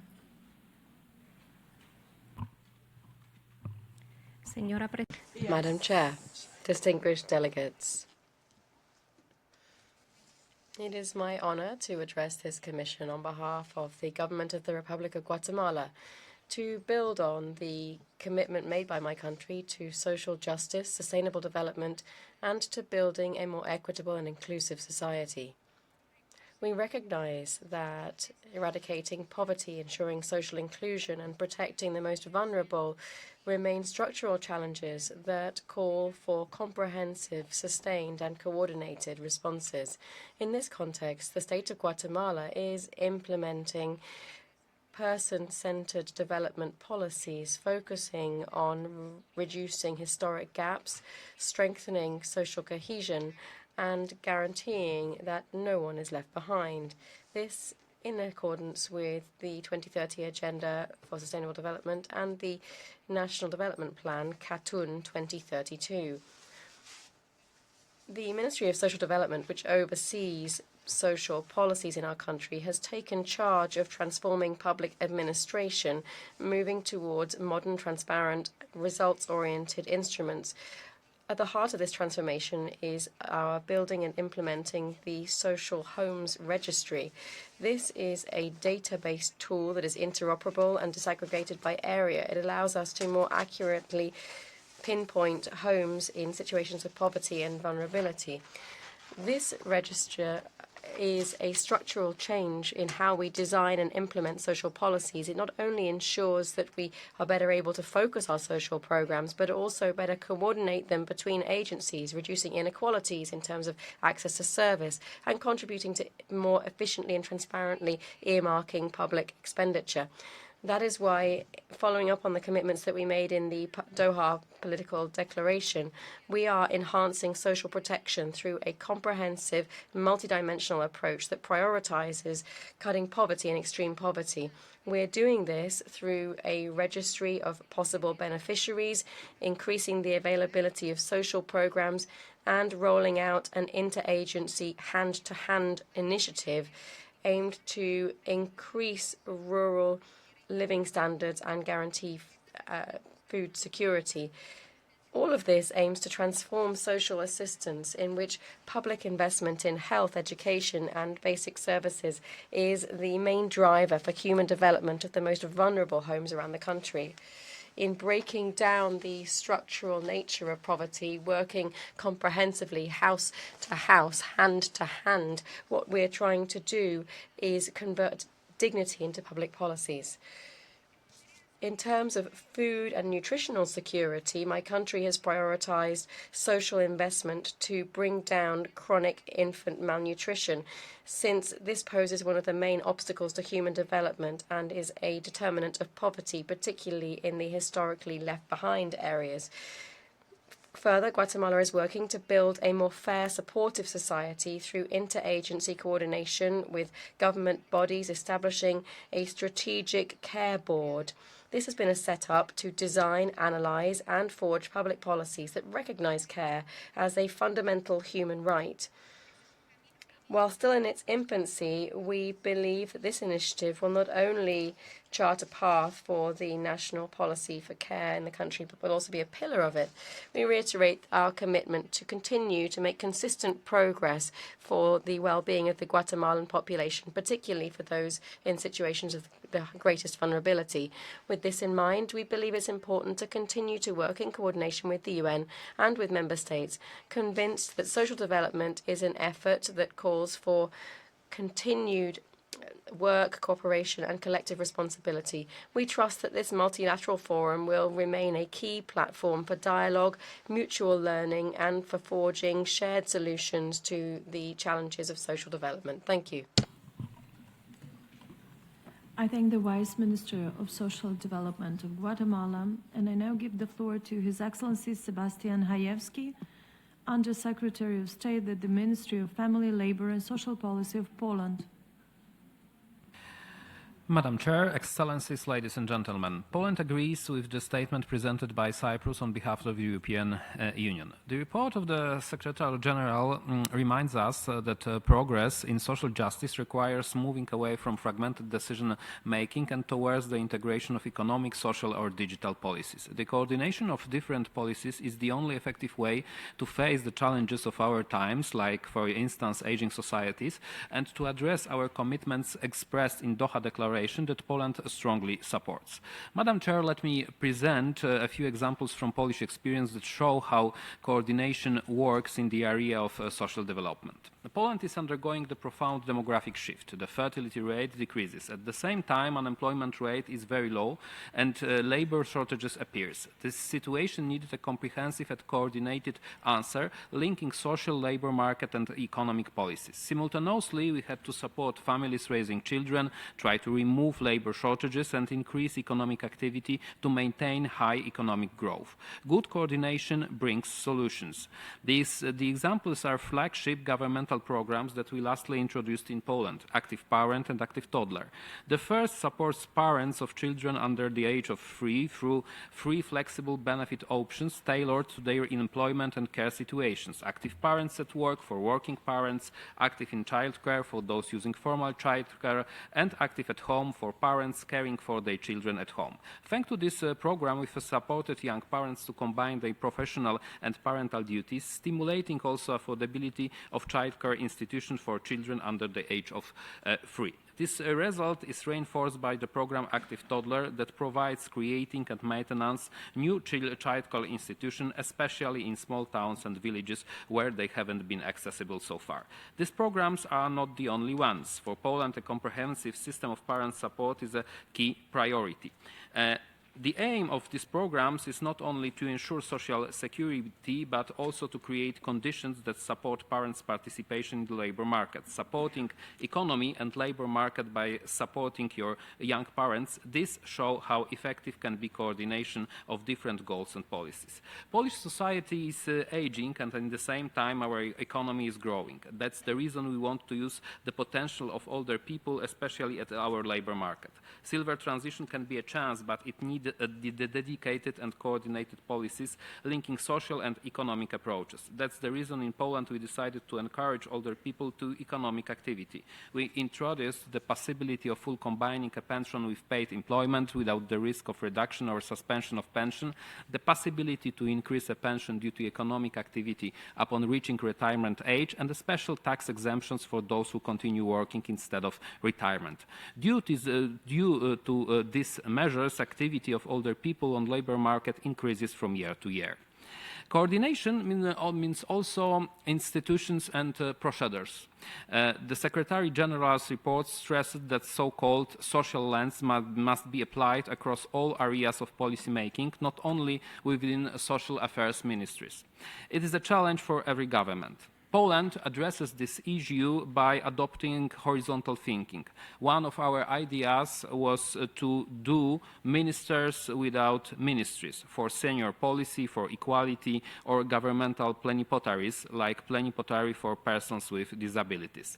Their role is to dismantle silos and integrate social objectives with labor market, health, and public finance policies. Ladies and gentlemen, these are only selected examples of Poland's actions. The social challenges identified in the Secretary General's report will provide an impetus to strengthen cooperation between United Nations countries. Poland stands ready to share its experience and equally ready to learn from others, especially how to together achieve goals described in Doha Declaration. Poland treats it as a practical commitment. Thank you. I thank the Undersecretary of State at the Ministry of Family, Labor and Social Policy of Poland. And I now give the floor to His Excellency Adonis Sulit, Undersecretary in the Department of Social Welfare and Development of Philippines. Madam Chair, Excellencies, and distinguished delegates, the Philippines is honored to participate in the 64th session of the United Nations Commission for Social Development, convened as we build on the momentum of the Second World Summit for Social Development and the Doha Political Declaration. The theme indeed reflects a shared understanding that lasting progress towards social justice requires overcoming fragmented decision-making and aligning economic, social, environmental, and digital policies around shared and people-centered goals. Guided by the Philippine Development Plan and its accompanying Social Protection Plan, the Philippines has institutionalized a whole-of-government and a whole-of-society approach to social development. The commitment has been further strengthened by the recent passage of the Department of Economy, Planning and Development Act, which underscores the central role of national development planning in ensuring policy coherence, strategic prioritization, and alignment of public investments with long-term development outcomes. With this strengthened planning framework, the Department of Social Welfare and Development leads the coordination of flagship social protection programs that address multidimensional poverty, life cycle risks, and vulnerability to shocks, while translating national development goals into coherent and integrated action at the community level. At the core of this system is the Pantawid Pamilyang Pilipino Program, or 4Ps, the Philippine Conditional Cash Transfer Program that advances human capital development through integrated pathways for income support, education, health, and social development. This approach is particularly relevant in light of persistent challenges in foundational learning. In response, the Philippines is strengthening complementary interventions alongside institutional reforms to help build the foundations of the country's future productive potential. Importantly, 4Ps is designed not as a standalone intervention, but as a convergence platform that aligns social assistance with broader economic, social, and human development priorities articulated in the Philippine Development Plan. This convergence is reinforced further by economic inclusion programs, which promote decent work through skills development, employment facilitation, and micro-enterprise support, enabling households to transition from income support towards self-reliance. Complementing this is the first 1,000 Days initiative, which prioritizes nutrition and early childhood development, recognizing that equitable investment in the earliest stages of life is critical to breaking intergenerational cycles of poverty and inequality. Consistent with the focus of this commission, these programs are implemented through mechanisms that promote policy coherence and coordinated action. Integrated data and targeting systems support evidence-based decision-making. Shared accountability frameworks across national and local governments reinforce harmonized implementation. And coherent financing mechanisms align social protection investment with national development priorities. These enablers are particularly critical in context of heightened climate vulnerability, where evidence from a 2023 study by the Economic Policy Research Institute indicates that with every major disaster, an estimated 174,000 households are pushed into poverty, many of whom fall into a near-poor category and remain beyond the coverage of existing social protection programs. Together, these mechanisms strengthen resilience, reduce fragmentation, and enhance the capacity of social protection systems to respond adaptively to economic, climate, and social shocks. In this regard, the Philippines underscores the importance of strengthened international cooperation, including support for global financing instruments, such as the Loss and Damage Fund, as a vehicle for advancing climate justice for communities on the brink of poverty.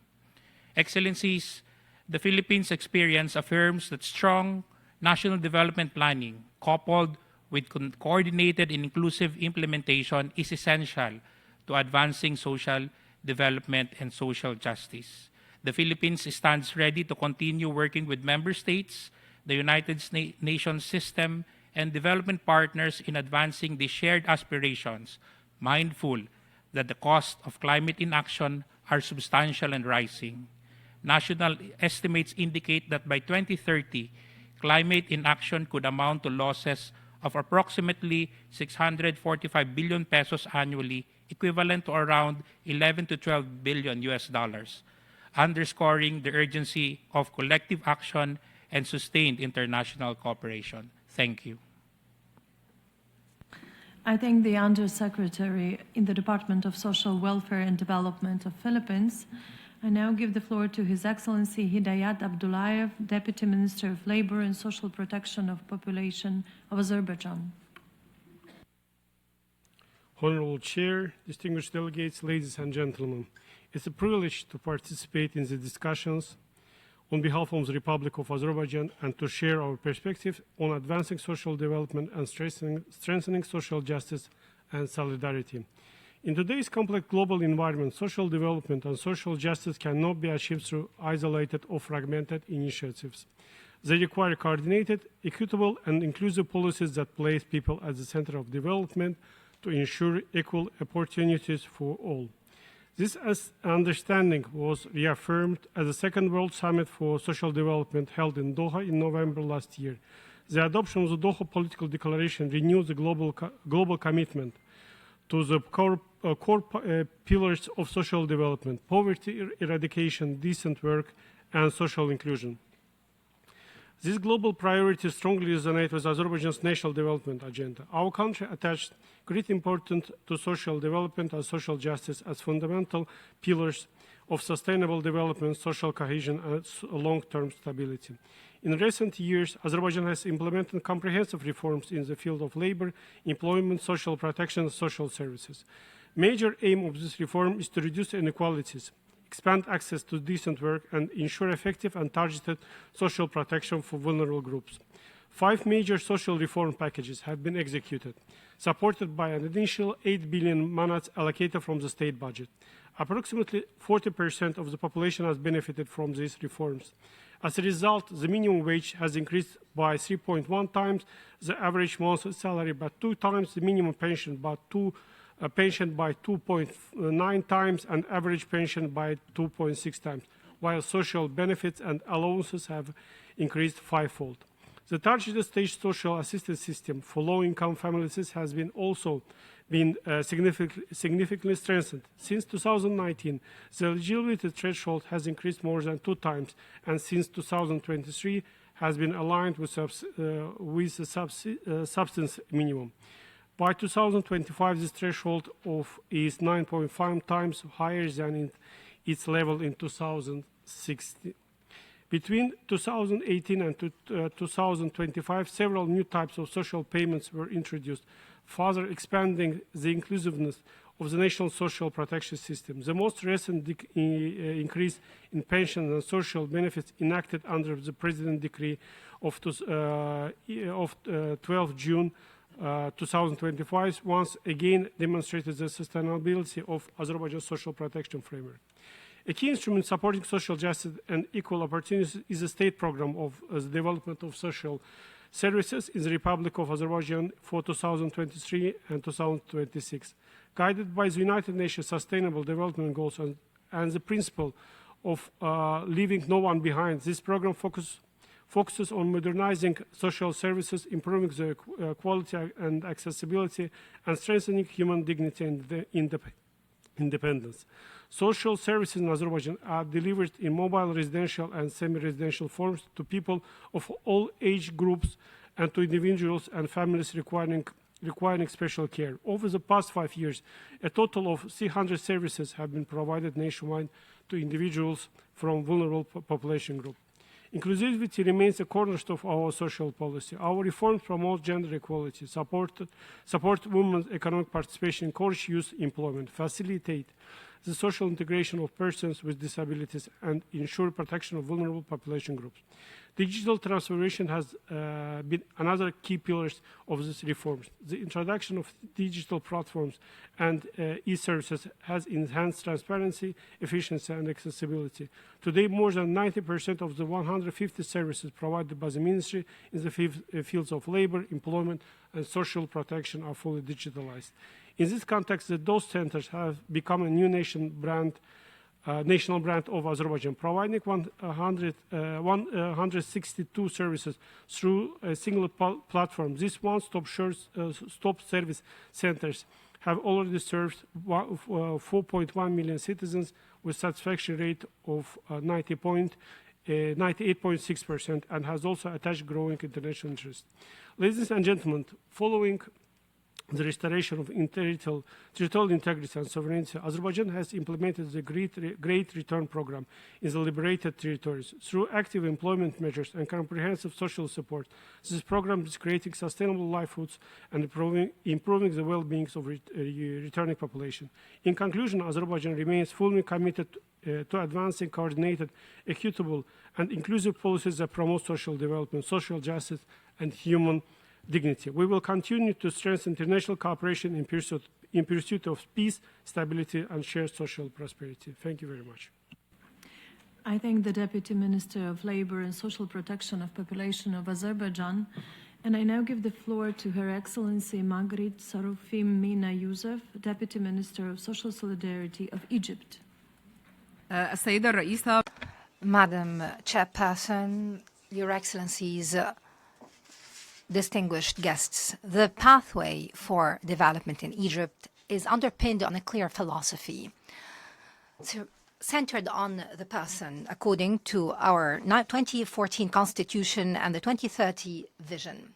Egypt has made substantive achievements to ensure the right to safety and social protection despite the economic and unprecedented geopolitical challenges. We invested in the social infrastructure and promoting social protection infrastructure. We promoted public spending in social protection over the past years.